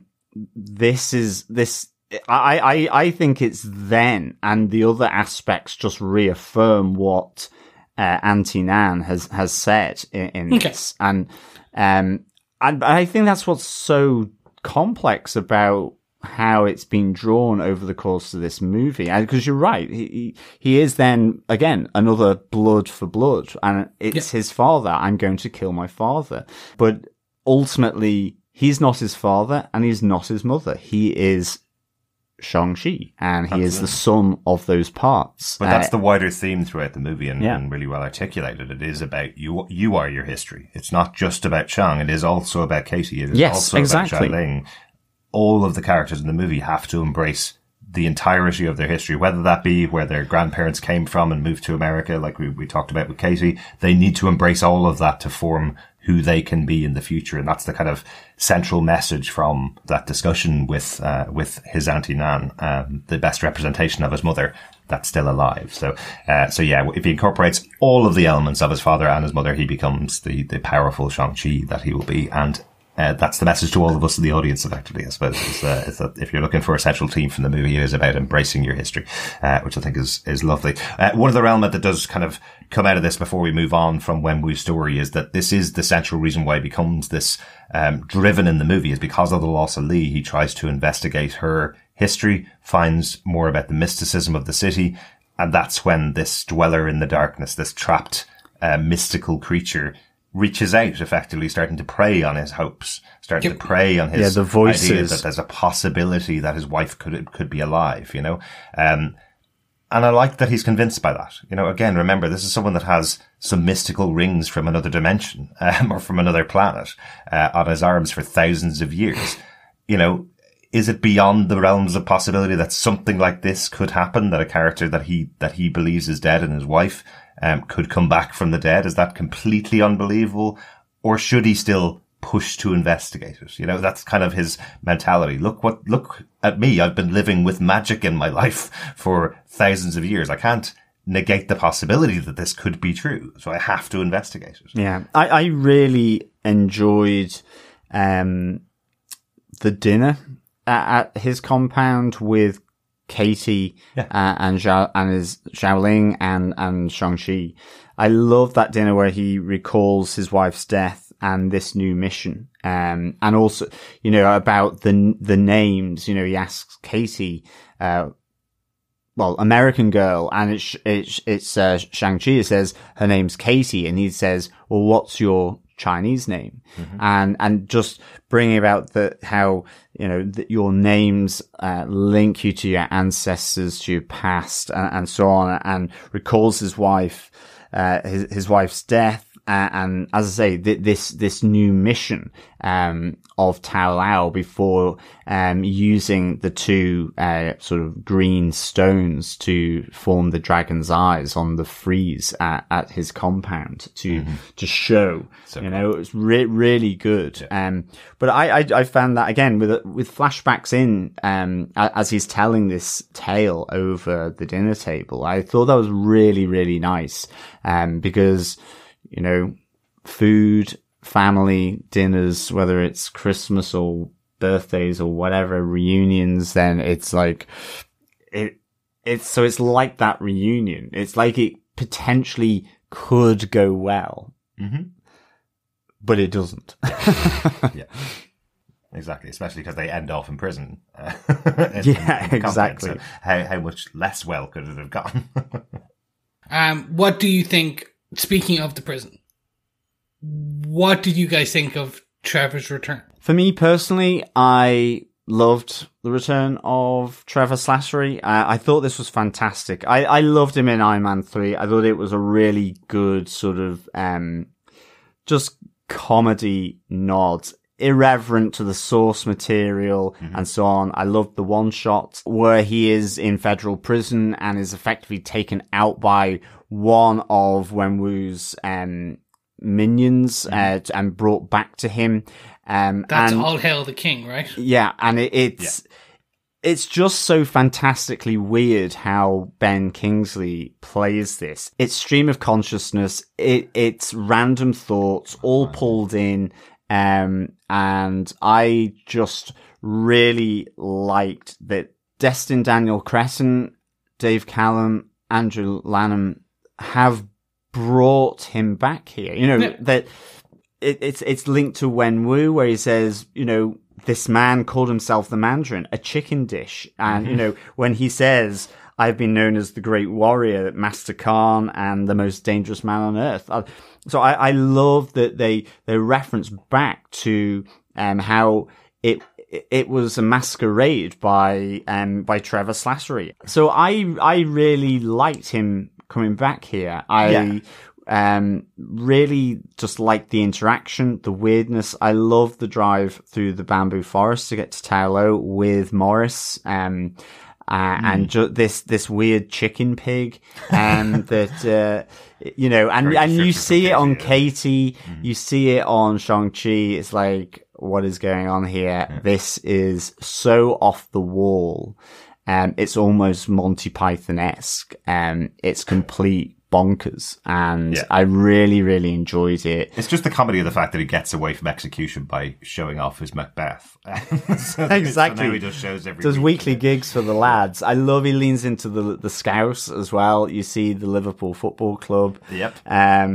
It very close to your hometown, John, as well. Exactly. It's just so good. You know, and he's trying to be metaphysical and philosophical. You know, we have an ancient being here with Morris, you know, and you know, he's communing with him. He's learnt chicken pig, and the fact that he thinks he's going bonkers from being incarcerated down in, the depths of the compound. He goes, "Oh, you can see him too. You can see Morris as well." He isn't going crazy. And so I really liked this. I thought, it was a great nod to bring him back here, because I've really liked this character. But he is Marmite, and some people won't. I happen to like Marmite, so for me, this was a really good return, and actually unexpected. I didn't think they would, but I love how the director and certainly one of the writers, are Asian Americans. They're telling that story, that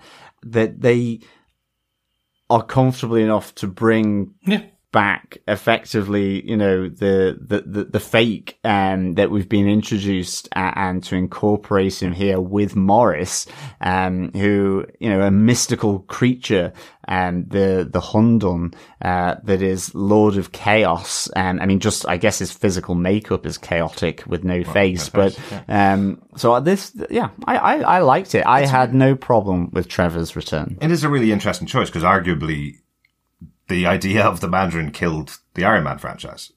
Tony Stark never got a solo movie again after Iron Man 3. And we joke about it. We've, off air and on the podcast, we've joked about it many times that we all really like Iron Man 3 and like how it played out. And I don't understand the hate that movie got, because there is a great concept in there. This idea of the silly, English actor being transported over there playing this role, but he has no idea what that there is a reality to it. He's been hoodwinked into this position and doesn't realize that he's going to be responsible for this massive fights and massive battles.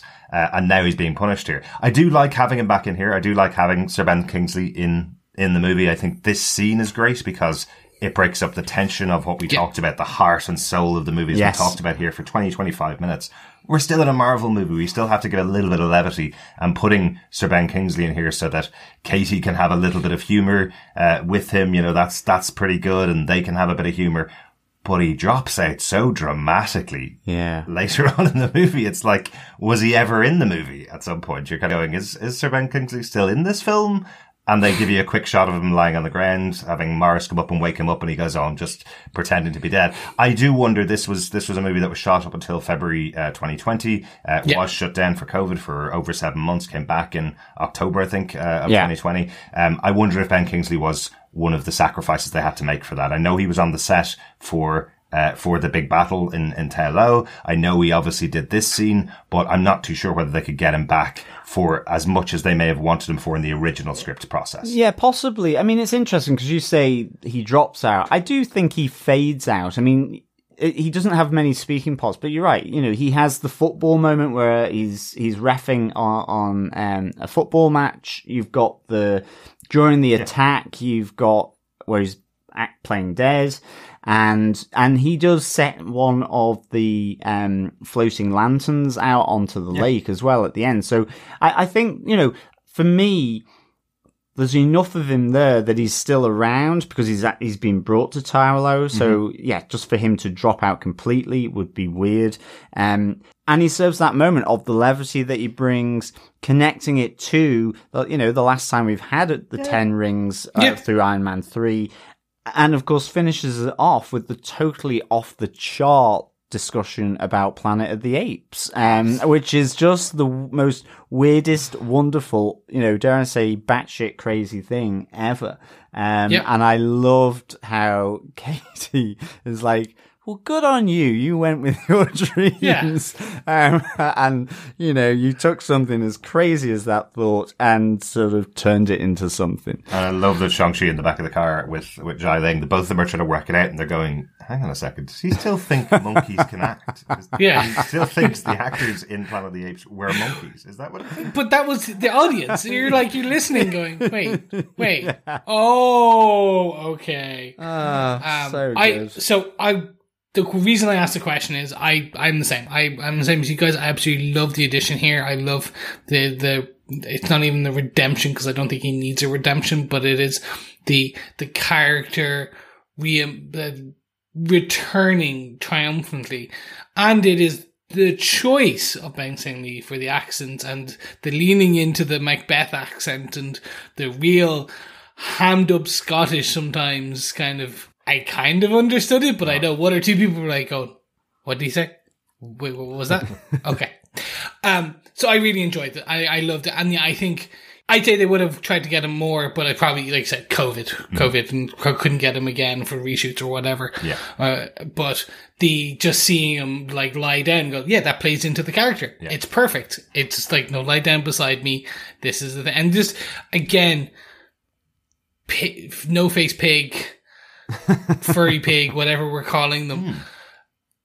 Brilliant. I know it's a weird choice, and it's a Disney thing, and they wanted to make plushies, and like everyone's like, oh, they just added it so they can make a toy. I'm like, no, it actually works. Yes. Because it rolls over. It's a bit of, again, they're an element of comedic relief in these very tough kind of emotional scenes and elements. So it works. Yeah, and it is a really weird one. I know people have been saying that they added the character of Morris for plushies. It is interesting that it's based on a mythical, magical creature from Chinese mythology. And it doesn't work for me. I cannot imagine a parent buying a plushie of a faceless character for their kid. It isn't something cute that you see on the shelf and you want to have if you're an 8-year-old kid or a 6-year-old kid. This is something that maybe collectors might want for their rooms or something, but you would create something cuter than Morris. You would create a Groot. You would create a Rocket Raccoon. You'd create something that's cute and kids would want to do if that's your intention. But the reason it works is that's not the intention. It is that it's weird and ugly and unusual, and it does come from the mythology that they're taking it from. But it's so cheap to make. Yeah. It's essentially a pillow. It's a furry pillow with with 4 wings. It's so cheap. It's perfect. It kind of reminded me somewhat of the face huggers from Half-Life, actually. It was that. I mean, I know they don't have wings, but there was just something about it where it just reminded me of that. Not from Alien, but from Half-Life. The walking potatoes that were there. Let's get on to the final battle at Tai Lo, because that is just the first thing I suppose I want to say is that this is where I think Trevor disappears and would probably have been in there if he was able to film, is just where we do have that battle when everybody's tooling up, where everybody gets their moment of, learning their weapon or practicing their skill. It's the fact that we get none of that from Trevor. We do have him refereeing a football match early on, but we just don't see him getting into his mode, so it doesn't feel like an existing character in the rest of the story from here. That's, I suppose, the reason why I feel he's missing. But we do get this journey to the mystical city of Tai Lo, and kind of the standoff between the two sides. I love that it's diffused really quickly by Shang-Chi's aunt. She walks out as there's a big standoff from one side to Shang-Chi and Katie and Xialing, and goes, "What are you people doing? This is the son of Lee, one of our former wrestlers, my sister, and that's the end of the tension between both sides. And then, we kind of get the final version of hero Shang-Chi here. She explains to him the history of her mother, explains the history of the village, what they're there to protect. She explains to him the Dweller in the Darkness and the fact that they've been protecting this realm to ensure that Dweller in Darkness doesn't break through the gate to this dimension and then into the world to take over and kill everything in that world, take all the souls from that world. So we're talking about a new dimension here as well. This isn't just a hidden gate behind a waterfall that they've gone through and then there's a village behind it. This is a new dimension that they've gone through. Well, that's it. I mean, it's kind of the two interesting things here is when they've finally gone through that really, aggressive bamboo forest, that they go under a waterfall, and it's like they travel through time and space. But you have the car coming through what looks like a water sling ring, in effect, this circular body of water as the car comes through into that. It also, it's that idea of the mysticism around here, the magical side of it, but also, you have with Tai Lo, it's a hidden dimension, or it's a hidden world, which is very has that similarity with, say, Kunlun from Iron Fist and the Seven Cities. Now, Tai Lo is not one of those heavenly cities, but maybe within the world, some of the larger cities that she referenced in the backstory of this whole world would be one of them. But, it is like with Kunlun. It is hidden and only accessible at certain times. Yeah. So, this is really kind of sort of links and consistent with these other areas of the Marvel world. And I thought, I just had to keep reminding myself that the village of Ta Lo was effectively an outpost for some of these greater cities. Yeah. I think when I was writing the synopsis and so on, it was like, and Shang-Chi saves the village. And I was like, this sounds really weird for a Marvel movie. He saves the world, but this is ultimately an outpost really that defends this dark gate. Yes. Where you have the dweller in the darkness, being sort of, retained and imprisoned. Yeah. And also surrounded by other mystical beasts from Chinese mythology as well, it's great to see some of those alive. I've seen a lot of these as statues on, outside buildings and in artwork before, but I've never seen them created in a movie before. So it's great to see those like lion dogs that I've seen so many times, in drawings before, but I've never seen in live action or in a movie before. I think it's great to see those alive in this society. Some just cool stuff in there in this kind of preservation village, I suppose. And the nine-tailed fox. Yes. That you've seen in Lovecraft Country. Yes. That's correct. Multiple. Yes. Yeah, there you go. Which we've seen recently. Yeah, check out episode 8 of Lovecraft Country. I think it is, or maybe at episode and 6. The finale, yeah. of course. Yeah. But that's spoilers. Yeah, really cool. See these creatures, these mythical creatures. It's just showing that extra realm, and we've got dragons here in the MCU created in this city. We have the Great Protector coming out of the water, and it is a Chinese dragon. It doesn't have the traditional legs that you would see on a dragon from British mythology, I guess. Well, it has T-Rex legs, almost. It does have tiny little wings, tiny little legs. It's the more serpent form of the dragon, which is really, really cool. It's really cool. And as you say, John, it's setting up the possibility of cities like Kunlun, the expansion of the MCU to these mystical cities in other dimensions that play directly into our world on Earth. And we have, obviously with Doctor Strange, we have him talking about multiple dimensions. We have, What If talked about multiple dimensions. And here we have a dimension directly connected to Earth, which is a protective dimension, stopping something attacking our world and destroying it effectively. So I love this expansion here that we have in Shang-Chi. It's not, this story is a very focused story on a family, but as with all good MCU stories, it's also opening up the possibilities for the universe of Marvel. Well, that's it. The Dweller in the Darkness is one of Doctor Strange's, sort of nemesis as well. Is one of the Fear Lords, which Nightmare is the most well known of them as well. So that is, that's again that other connection. As I say, he's technically immortal, which he certainly isn't by the end of this, as he's kind of, he's been sort of turned into shark chow, I guess. Yeah, well, let's talk a little bit about the fight as we kind of close out the movie, because the fight is what leads right up to the end. We have Sean, Katie, and Xialing all becoming members of this army effectively versus the Ten Rings. They all get their dragon scale armor, which is protecting them from the soul suckers that are coming in. So they are luckily in that protected position, but they also get to battle against the Ten Rings army as Wenwu goes to try and free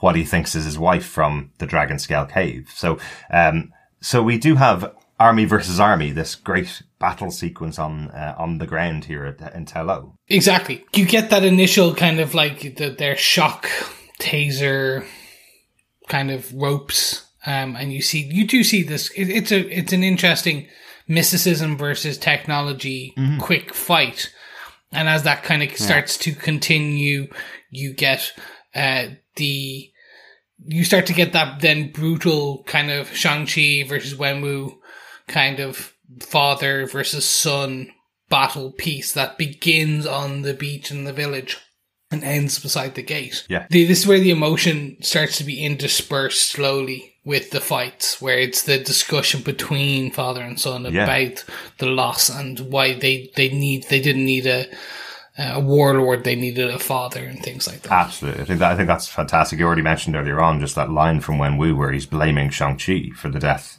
of his wife. You know, he watched on, is the way that Wenwu's describing it. It's like, well, he's 8 years old and has zero training. They were a rich family who were just sitting around, being a loving family unit. And for some reason, Wenwu's blaming Shang-Chi for the death and not standing in and not stepping in, to save his wife Li. Yet it is all Wenwu's fault. The reason why these people were there was to punish Wenwu for what he did. It had absolutely nothing to do with his family. But Li saved the kids by putting herself forward and taking out quite a few of them in the battle. It must be said. But that is a really interesting battle between Shang-Chi and his father. We mentioned earlier on that idea of embracing both sides of his history, all of his history, to be able to be the leader or be the person that he needs to be. It's not just about beating his father. It's also about stepping up and taking over this mantle that he needs to embrace to become his real self.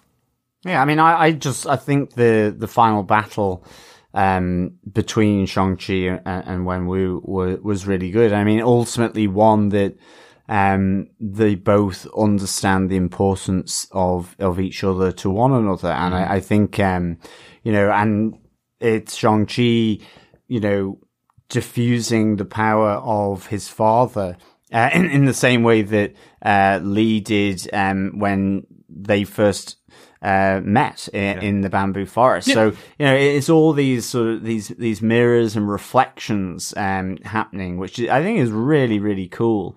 And ultimately, as I say, even with that, the image of the turning shot as you look into Wenwu and you look at Shang-Chi, it all sort of brings about a resolution to their relationship to some extent. But Wenwu ultimately has his soul sort of taken out. But you see it with Shang-Chi forming that fireball like Li did, and instead of firing at him, lets it go.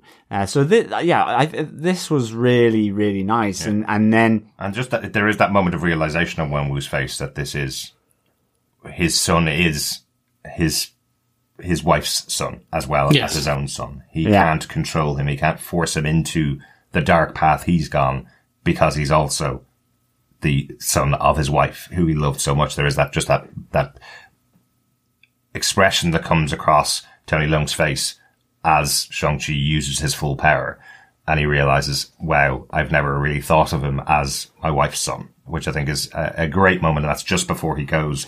And I like that there's a resolution to that family dynamic storyline before it gets into this final big battle.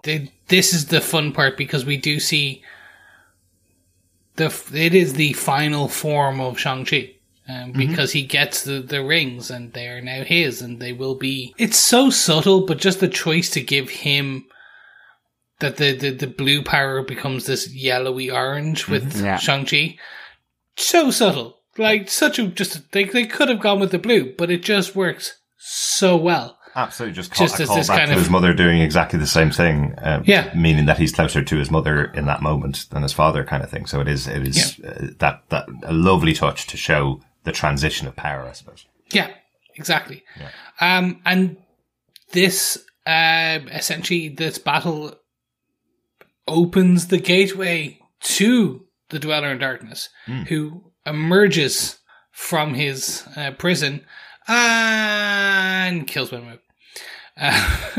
That's it. He is gone. He gives up his rings to Shang-Chi forever and just lets himself go, because he knows he is beyond that point and he cannot fight anymore.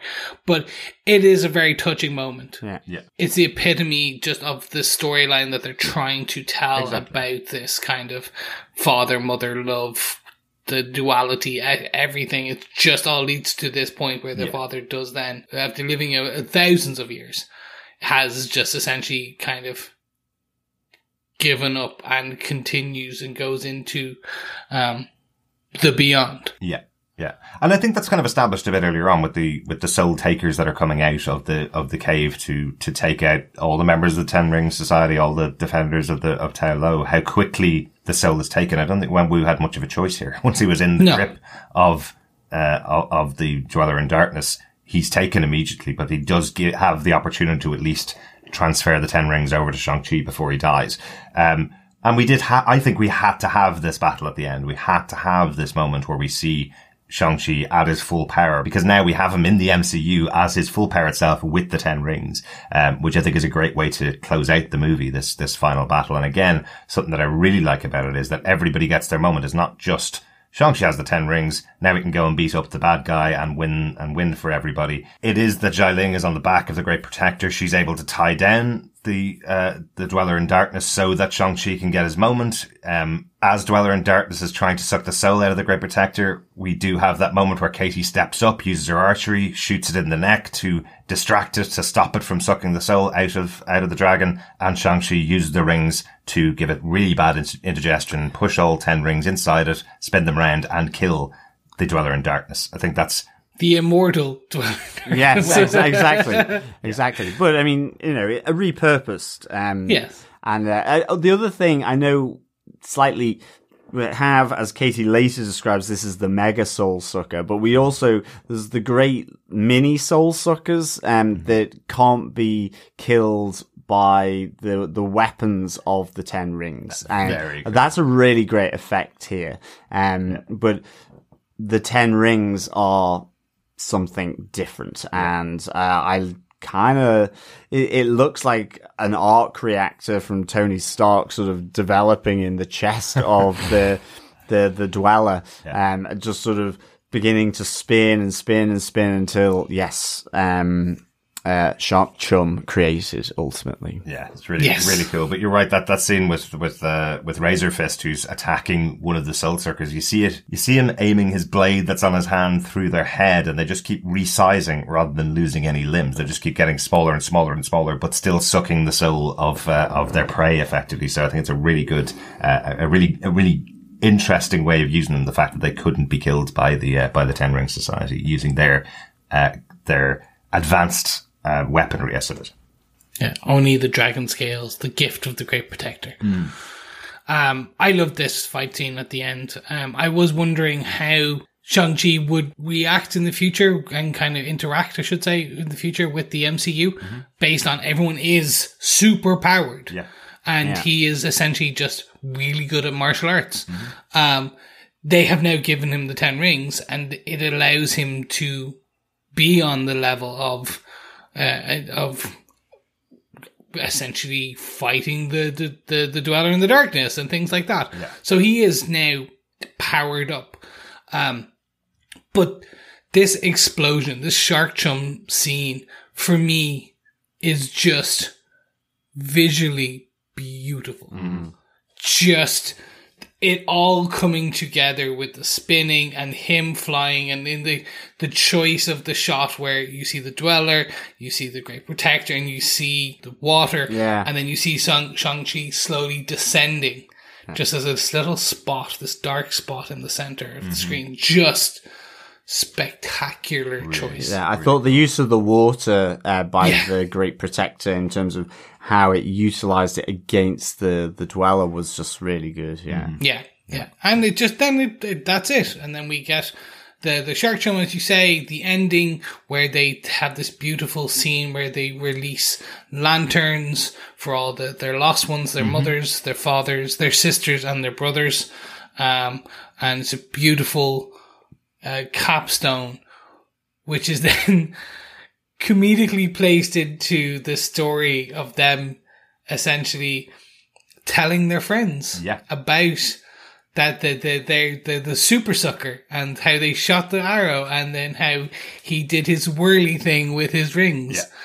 I love this. I love the response from their friend is, you're just telling me this because I told you to grow up last week. You made this, you made this idiotic childish story up just to have fun with me, effectively, which I love. And of course, punctuated by Wong's arrival, who whisked them away to Kawartash. Really, really like that as the ending for the movie, showing that they're now part of the universe. And I like that Wong is bringing both Katie and Shang-Chi with him as well. Yes, this for me was just this was the beautiful ending. Yeah. And it is. It's just, you get huge action, emotional beat, comedy. And it's just, in those 3 scenes at the end, you get the understanding again of what the film is. Absolutely. Absolutely. And then that's it. That is the ending of Shang-Chi. Kind of. Let's get into the notes and the mid-credit scenes, because there are 2, as usual, in Marvel Universe. One taking place directly after that closing. The first scene in the credits is that the 10 rings are being inspected.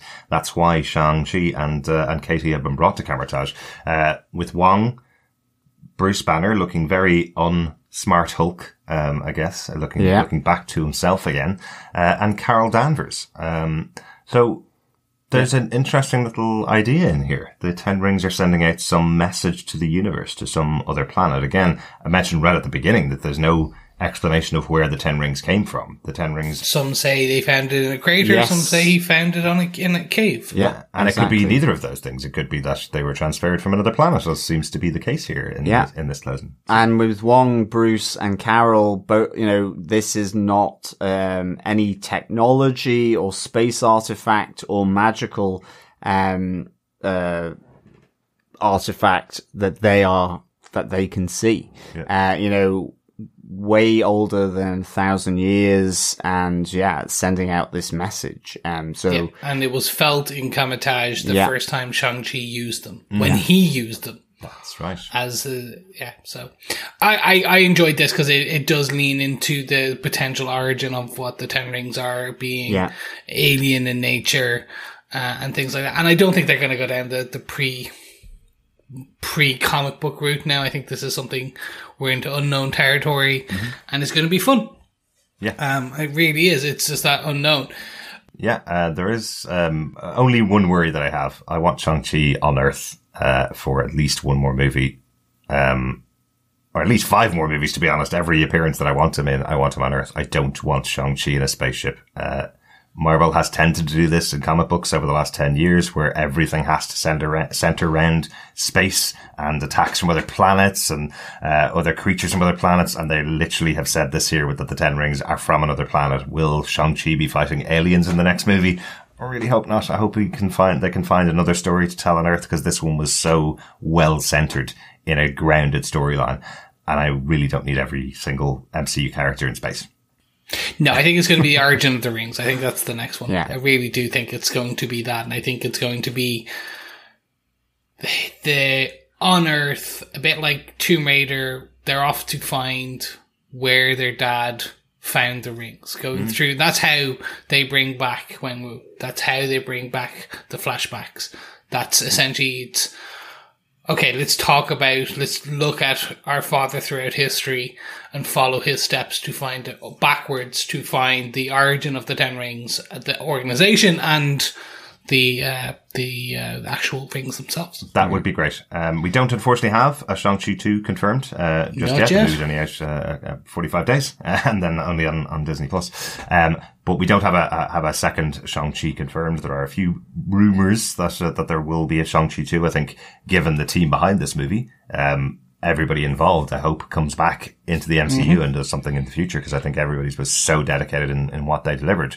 What we do have with our post-credit scene is Zhai Ling has taken over the 10 Rings organization from her father. We see that the 10 Rings emblem has been recreated for Zhai Ling. It looks different to the one that the one Cursed that we have. Lotus has her logo. Yeah. So she has taken over it, and we do end the movie with the 10 rings will return. Not Shang-Chi will return, the 10 rings will return, which is really interesting to see what will happen with Zhai Ling. Yeah, but he also has the actual 10 rings. He does. So it can mean 2 things. it can mean 2 things. So the current rumor is that Shang-Chi 2, the film, is in script pre-production, that they're writing everything up, and that the 10 Rings is going to be a Disney Plus show.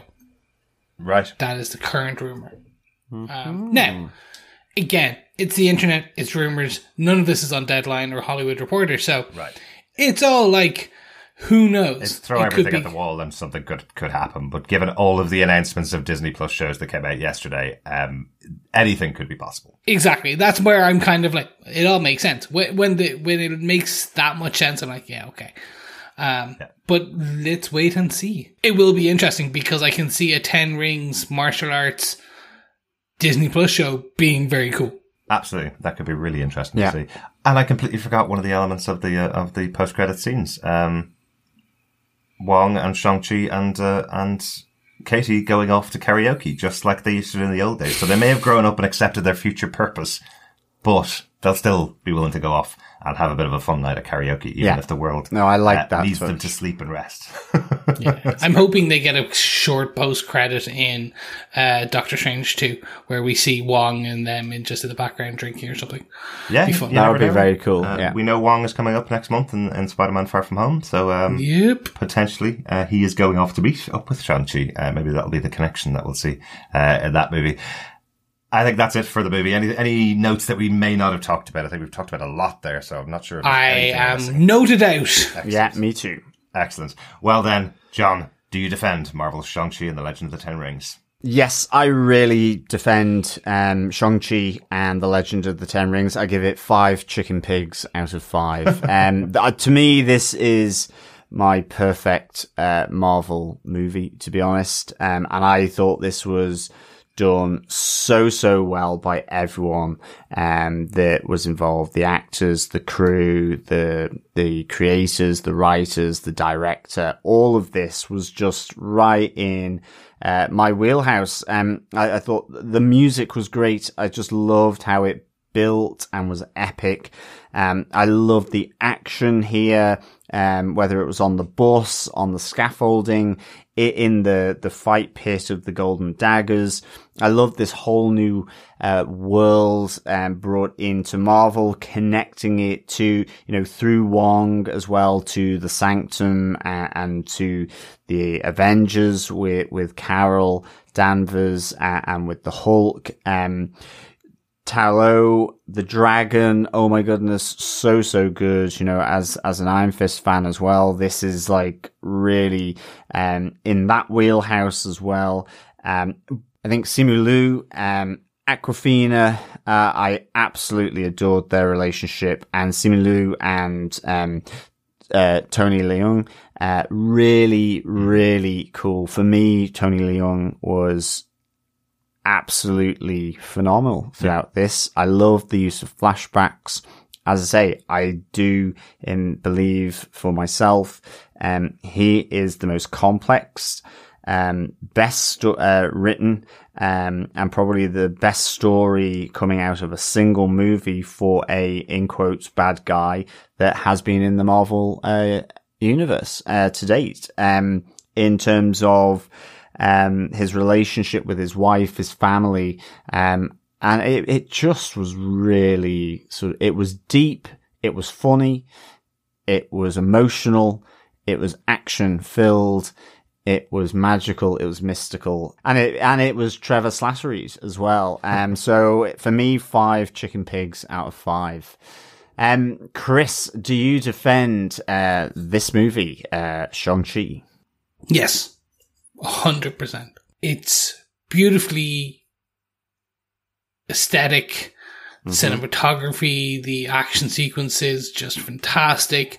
The emotional beats and the story it tells, still on second viewing at home when there was no annoying people around, still made me kind of go, wow, that was nice.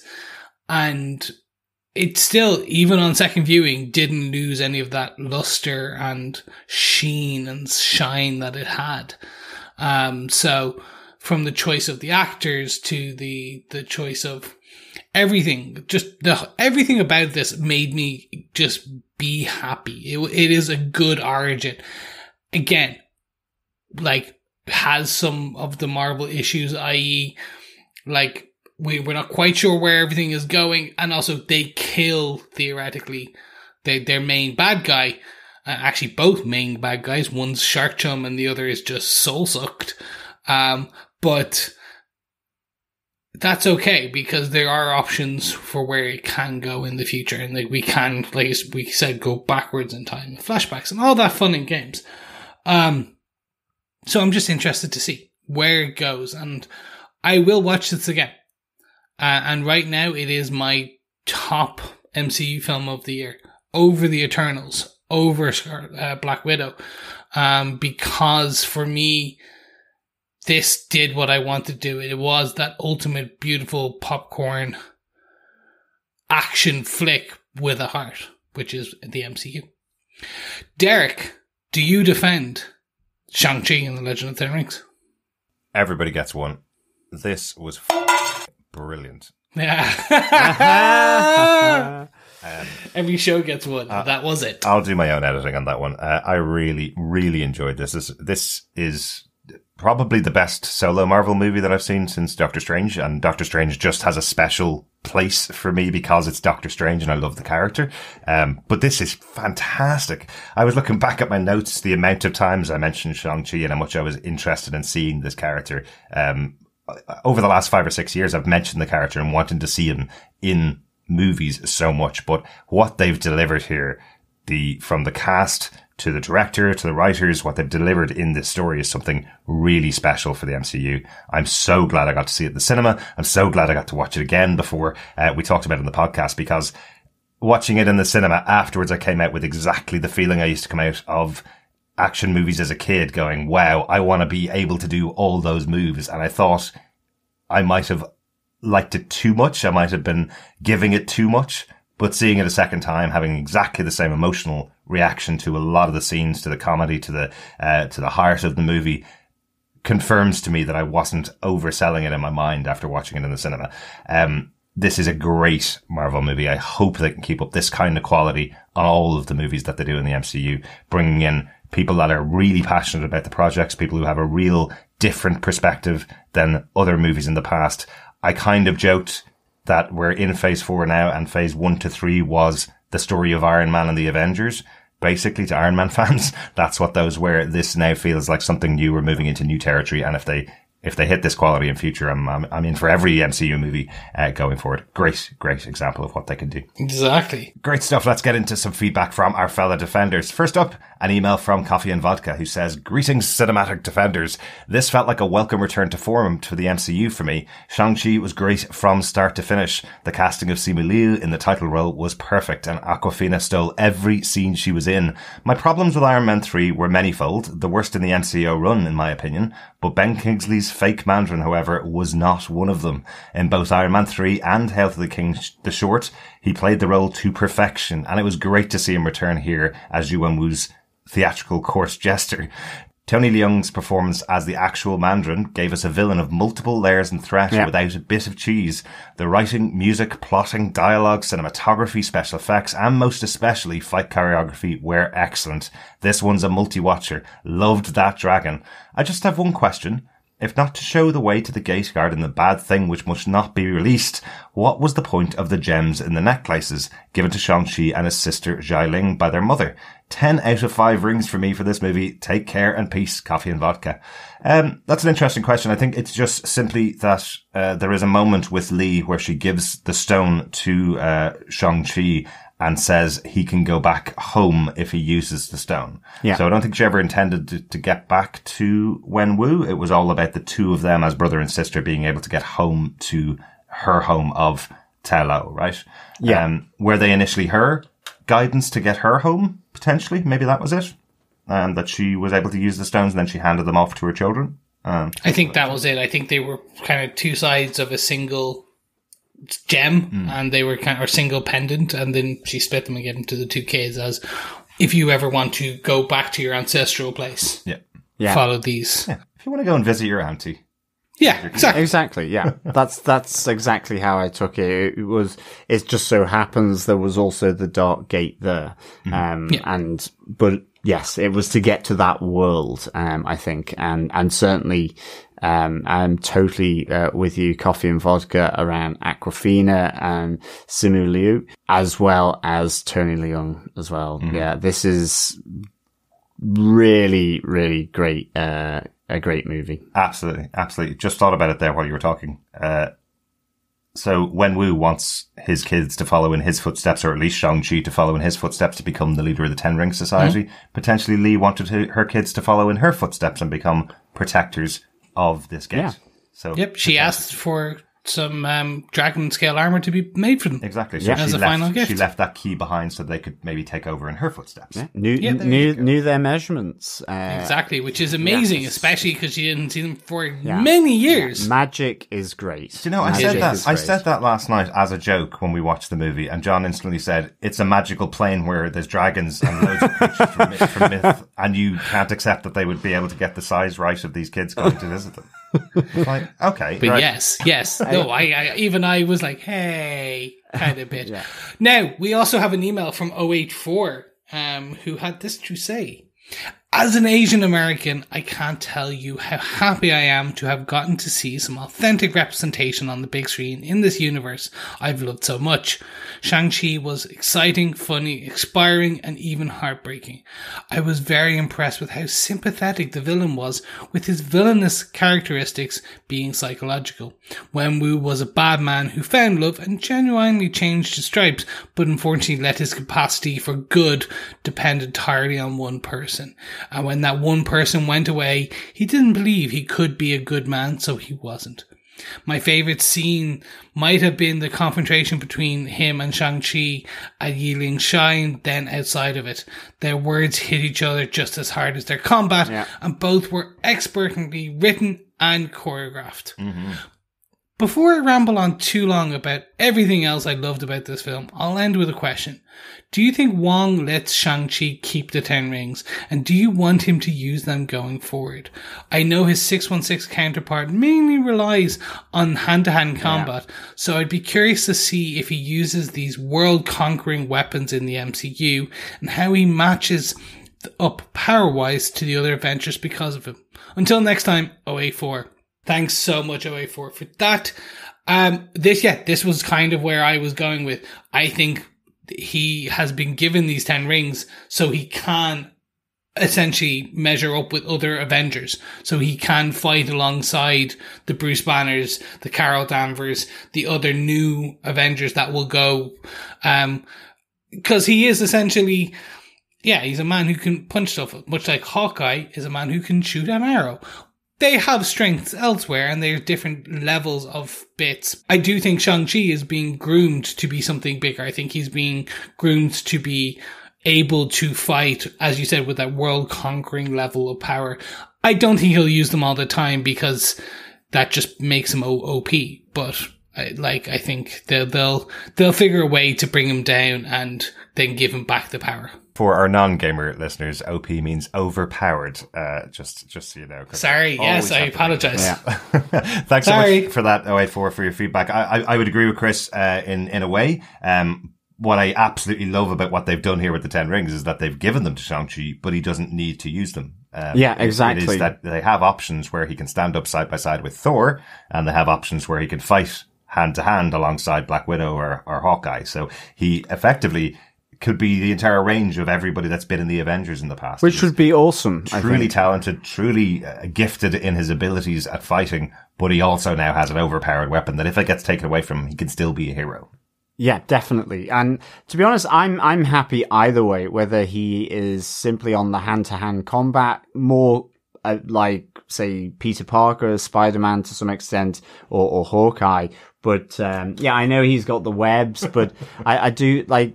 The comics leading up to this, the Shang-Chi run, he has him mainly on hand-to-hand combat. There are no 10 rings to aid him, here. So, I think they can alternate his power. It might be that Wong, will at a future date take them away once they find out what's this pulse, where have they come from? What exactly, is their origin and power, and it could be that it's something that he will lose, moving forward as well. Yeah. And I'm totally with you, 084, on Wenwu as well. And I just think so good. I've said it way too many times already, this podcast, but, totally with you there. So, thanks so much, for the feedback, from 084.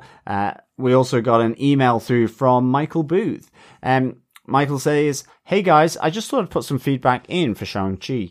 First up, I'm so glad I caught this at the cinema. I was going to wait until it hit Disney Plus, but I had a spare afternoon, so I caught it right at the end of its run. So much of the spectacle would have been lost on the small screen, and I don't think those fight scenes would have looked nearly as good.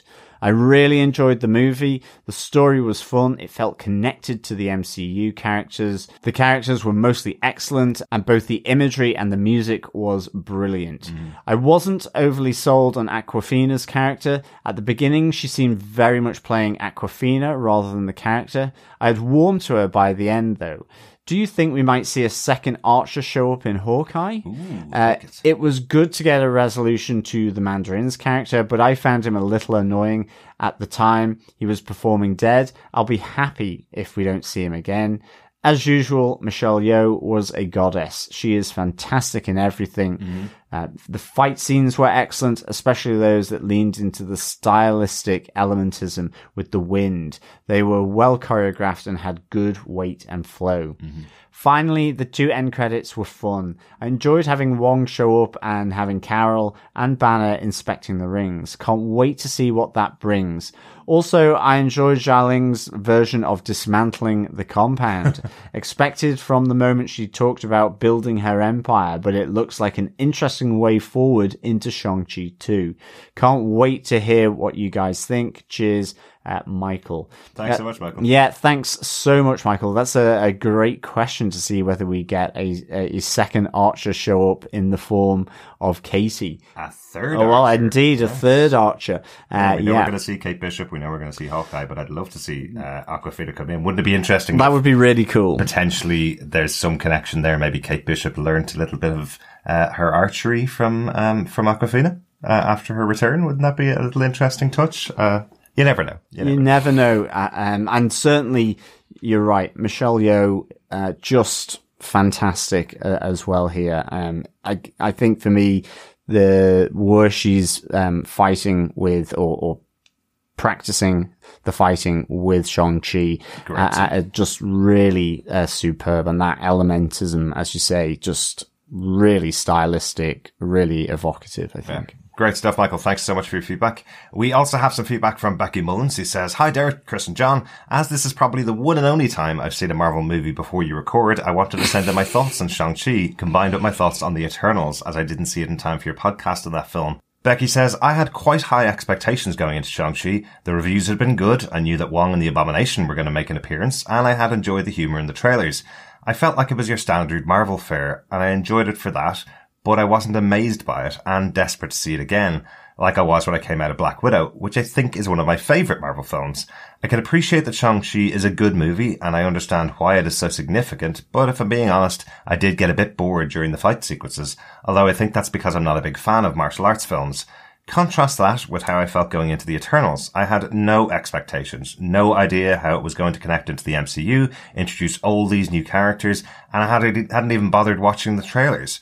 The reviews, as you discussed in your podcast, hadn't been great, and to top it all off, I am not a fan of Angelina Jolie, and I don't like Game of Thrones. The film was a bit of a slow build, but it didn't feel like nearly 2.5 hours, and when I came out I was pretty sure I enjoyed it, and I definitely know I preferred it to Shang-Chi, controversially. A bit like Derek, I needed to let it sink in a bit, and now that I've listened to your podcast, I've decided I really did like it, and I'm looking forward to seeing the movie again. So I think the lesson learned here is not to read reviews and to not judge a film by its cast. I'm excited to see how all of these new characters weave into future films. Thank you once again for your podcast. They really do enhance my enjoyment of all things Marvel." Becky. Thank you, Becky. That's really nice of you, Becky. Thank you so really much. good. Yeah. And to be honest, I think this just shows the diversity of how people come in to watch movies and what they take away from it. You're right. If you haven't watched or aren't a fan of martial arts films, it puts a different spin on how you view the film. And I'm totally with you. The reviews, the overload of teasers and trailers, and the prejudgment of movies based on all that stuff as well. I mean, it's part of the reason I've always gone into Christopher Nolan movies, where it is so sparse what he gives you. And I guess for Marvel, There's so much lore, so much comic history, so many ideas, and so many people's favorites. And so many podcasts. And so many podcasts. Yeah, exactly. That throwing out ideas of what I think there's a great line from Kevin Feige recently where he said the biggest challenge they now have in the MCU is dealing with the expectations of fans, because the fans that write down, this is what I must see on screen. Exactly. And then get disappointed if they don't see it, are now becoming massively vocal in this new world where we live now. I think it almost goes slightly beyond expectation into preconditioning, is that people are becoming preconditioned to go and say, yes, that was too much of a slow build for Eternals. It wasn't, that it is one way or the other. Whether that stands up into reality, I don't know, but you get the narrative building, and that's what it's remembered for. And, I think people have a wonderful set of diverse reasons why they love, adore, think is okay, think it's meh, about any movie. And that is, a really interesting bit of feedback there, Becky. I love that stuff. I love getting other people's opinions, and I love getting other people's opinions after I watch the movie. That's always what I go for. We tend to always try and get to the premiere night or the first night for Marvel movies specifically, and that's mostly because when we podcast, we want to talk about it pretty fresh without other people's opinions in our heads. And what we mentioned on the Eternals podcast was that was quite difficult this time. It seemed like even if you were trying to avoid reviews, you very much heard this has been getting negative reviews about the Eternals. Even if you weren't reading the reviews, it seemed like every headline was the movie has been getting negative reviews. So we were saying we did kind of go in with that in the back of our mind. And I still don't understand why it got those kind of negative reviews. There are certainly been way worse movies released in the last year, let alone in the MCU over its entire timeline. Thanks so much, Becky. Let's get over to Facebook and go on to some feedback from Facebook. Yes, first up we have some from David Wang, who said, the spoken Mandarin language in this movie is very good. The hard-coded English subtitles, not so much. Excellent. Doesn't it? In translating movies from one language to another, you tend to miss out some of the central ways of saying things. At least it's not as bad as they used to be for old martial arts movies in the 70s. I was watching a documentary actually about some of the movies that were moved over from China and Korea during the 70s when there was that massive kung fu explosion in New York. And they were saying it was basically four English-speaking guys stood in a room, looked at the lips of each of the characters to see if they could match words to those lips, and had no idea what the story was. They were just trying to match English words to the lips. It was so funny. So no storyline, no translation, just simply, I guess this is what he could be saying if we put an English voice over the top of it. So, exactly. So a strong tradition of bad translation in martial arts movies over the history. Yeah. Yes, if you enjoy that type of stuff, Kung Pao, Enter the Fist is an amazing film. Doinky, doinky, doinky, doinky. It's good stuff. Yeah, thanks, David. I think this is the first time you've provided feedback since Hannibal. It might be. So that's it's good to have that little bit of feedback in since the days we covered Hannibal. Yeah, which was only the last season as well. So yeah, it was such missed opportunity. Anyway, let's move on to some more Facebook feedback as well from Ronaldo. Ray says, having read a large slab of Master of Kung Fu, Doug Mensch wrote an epic series back in the 70s. I initially fell into the camp of, this isn't my Shang-Chi of the comics, but after that initial adjustment, I must say that I really enjoyed this introduction into another facet of the MCU. Mm-hmm. Having such a rich culture as Chinese mythology to be a part of the MCU, and now with the Eternals introducing Arthurian legend, is just a dream come true for me. Whilst it's amazing to see Asgard and Norse mythology thrive in the films, expanding the scope to include all other sorts of lore just makes the palette of the MCU and its possibilities endless. Don't get me started on Egyptian mythology. Indeed, Khonshu. Similarly, and Awkwafina are so likable as the leads, and the theme of taking on a family's dynasty and free will versus destiny was entertaining. Tony Leung, for me, was the standout. I sorely hope he returns somehow as Wenwu, the legendary figure, and intertwining that with the comic book Mandarin, it just adds so much gravitas to him, and Leung pulls it off effortlessly. Yes. The action scenes were amazing, and if I was to make a quibble, I would just say that it was unfortunate that we didn't get grander scenes or send-off for Death Dealer. Such a mysterious character, their death, I guess, had an impact in that it was so innocuous. True. I so hope we get a trilogy of Shang-Chi movies, as there is so much that can now be tied into the likes of Eternals, in particular Dane Whitman, the Black Knight. Both work for the British Secret Service in some capacity. Though it may not be the way the MCU will go, the fact that the MCU has opened up so much with the last two films is testament to how endless the possibilities are with the source material at hand. Finally, I totally didn't expect but loved the Kaiju finale. Again, perhaps a finale showcasing Shang-Chi's martial arts would have been great, but they managed to subvert my expectations, and to have dragons now roaming around in the MCU, what more can a comic book tragic like myself want? All the best, chaps. Keep up the stellar coverage. Just listened to your discussion on the Eternals, and I just absolutely enjoyed your chat.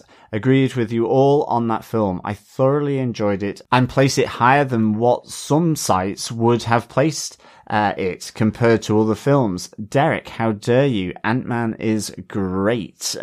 Damn right. Well, I bundled it in with all the comedy movies. I was using Ant-Man as an example, but it's actually Guardians of the Galaxy and Thor Ragnarok that I mean. I just happened to roll in. How dare you, Derek? Let's move on. Let's move on. Get over it. Yes, indeed. Thanks so much, Ray. I'm totally with you. The idea that we've got, knights and Arthurian legend, and now, the whole Chinese mythology is fantastic.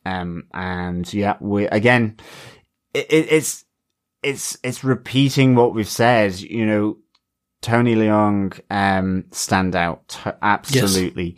Yes. And just, having these additional layers of whether it's dragons, whether it's Chinese mythology, whether it's the British Secret Service in some capacity, there are endless possibilities, as you say, and it is really, we're going to have Egyptian mythology soon enough, I guess, with old Moon Knight.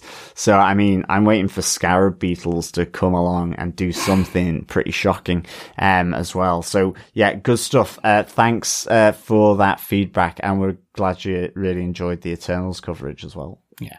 Thanks, Ray. Over on Facebook still, we have feedback from Victor Von Doom. We said, regarding the subtitles, a lot can get lost in translation. Mm-hmm. Loved the action and plot. Cinematic songs and soundtrack were also great. As an old school martial arts movie fan, 2 thumbs up. By the way, pour one out for the late great Sonny Chiba. Absolutely, yeah. Sonny Chiba, a mainstay of martial arts movies during the 70s and 80s. I think my introduction to him was probably from True Romance, the Quentin Tarantino written movie. Yeah. Where the movies that Clarence was watching in the cinema when he meets Alabama are Street Fighter and Sister of the Street Fighter, both starring Sonny Chiba. And that was one of my favourite movies for about 10 years, True Romance. So I had to go out and watch Sonny Chiba and see what he was like as a martial artist. Great martial artist. Great Japanese movies. Those ones. Thanks, Victor. We also had some feedback from Brandy Elise Anderson, who says, even before I saw Eternals, I thought the rings would tie into that somehow. The look and sound seems similar to some of the looks and sounds for Eternals in the trailers, and since Bruce said the rings are far older than the 1,000 years Shang-Chi's father had them, it could be a strong possibility. I haven't seen this movie since opening night, Shang-Chi.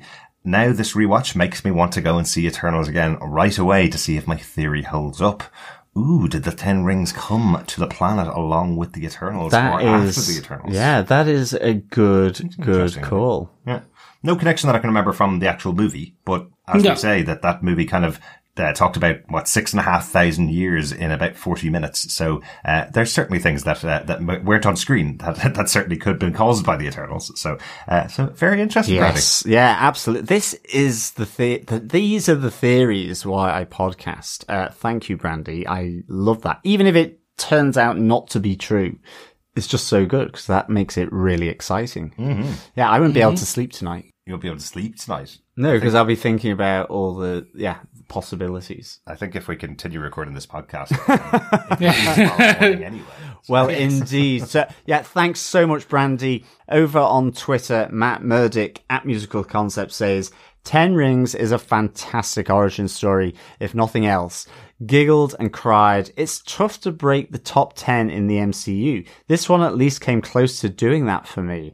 Interesting. Very interesting. Yeah. Well, at least it went for that. And it tried to break you down, Matt, to get into your top 10. Didn't quite succeed, but it did with me, I have to say.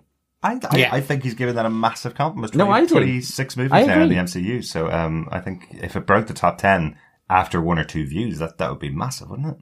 Exactly. Just wait when you onto your 5th view, and who knows, it may even be in the top 10. Mm-hmm. Yeah. We also have some feedback from Claire Payne. Claire says, brilliant film. Definitely a film you can rewatch over and over again. Definitely, Claire. I think this is going to be on rewatch for a long time. Certainly, I want to rewatch it already. I only watched it on Friday, so yeah. Absolutely. I think I'm going to go out and get the Blu-ray of it so we have it just in case the internet goes out occasionally as well. Absolutely. Always think ahead. Absolutely. Thanks so much, Claire. Dr. Bob Phillips says, we loved this film. Started off with the legends and the one shot to get us in the mood. Even with that, I didn't expect this level of humour. The fights were superb, and we particularly loved the dancing and natural magic of Tao Lo. Had a feel of Brazilian capoeira. Would love to echo the call for a trio of movies in this corner of the universe, ending with the 3 doing karaoke. Single ladies next time, maybe? I love it. Wong reprising his love of Beyonce at karaoke. Yeah, absolutely. That would be a good call. Good call. Absolutely. I see what you mean about the Brazilian capoeira as well. That's kind of like a dance fighting style as well, which is quite similar to the kind of scene with Lee and Wenwu and again with Shang-Chi and Wenwu at the end, a kind of much more of a dance fight that's going on.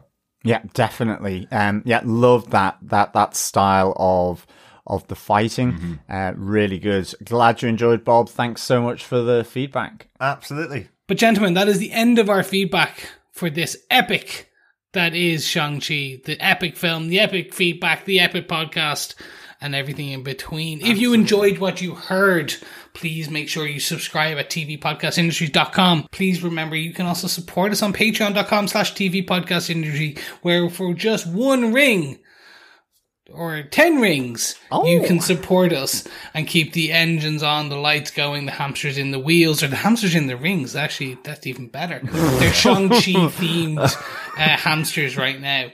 You can also give us a quick one-off kind of support by going to buymeacoffee.com/tvpi, where you can keep our illustrious editor in caffeine because he's going to need it when he's doing this podcast.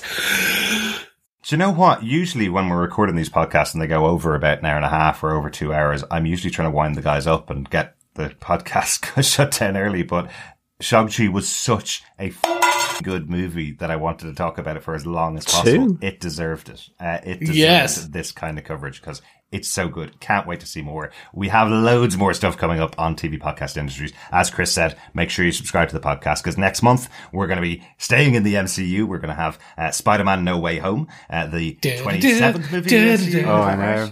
Yeah. We will also be staying in the MCU for Hawkeye, which we saw a new clip of yesterday on Disney Plus Day. Go check that out. It's a really interesting clip. That's coming out from the 25th of November with 2 episodes of the 6-episode season and then 1 episode a week for the following 4 weeks. And we will be exiting the MCU, going over to more mythical creatures and more magical encounters on Robert Jordan's Wheel of Time, which begins on Amazon Prime from the 19th of November, next Friday as we record today. That starts off with 3 episodes, a 3-hour epic, longer than a Lord of the Rings movie on day 1. I know. It's going to be great. And we're going to The wheel weaves as the will wills. Well done, Chris. Well done. Exactly. We will be practicing that before we start our coverage on the Wheel of Time. Definitely. But make sure you subscribe to the podcast. If you subscribe to TV Podcast Industries, you will get our coverage of all of those things. So thanks very much for joining us for Shang-Chi and The Legend of the Ten Rings. We'll talk to you next time. Bye. Yeah, thanks so much, fellow defenders, for joining us and having the discussion. I think I'm starting to get bed sores with the length of this podcast. But remember, keep watching, keep listening, and keep defending. Bye.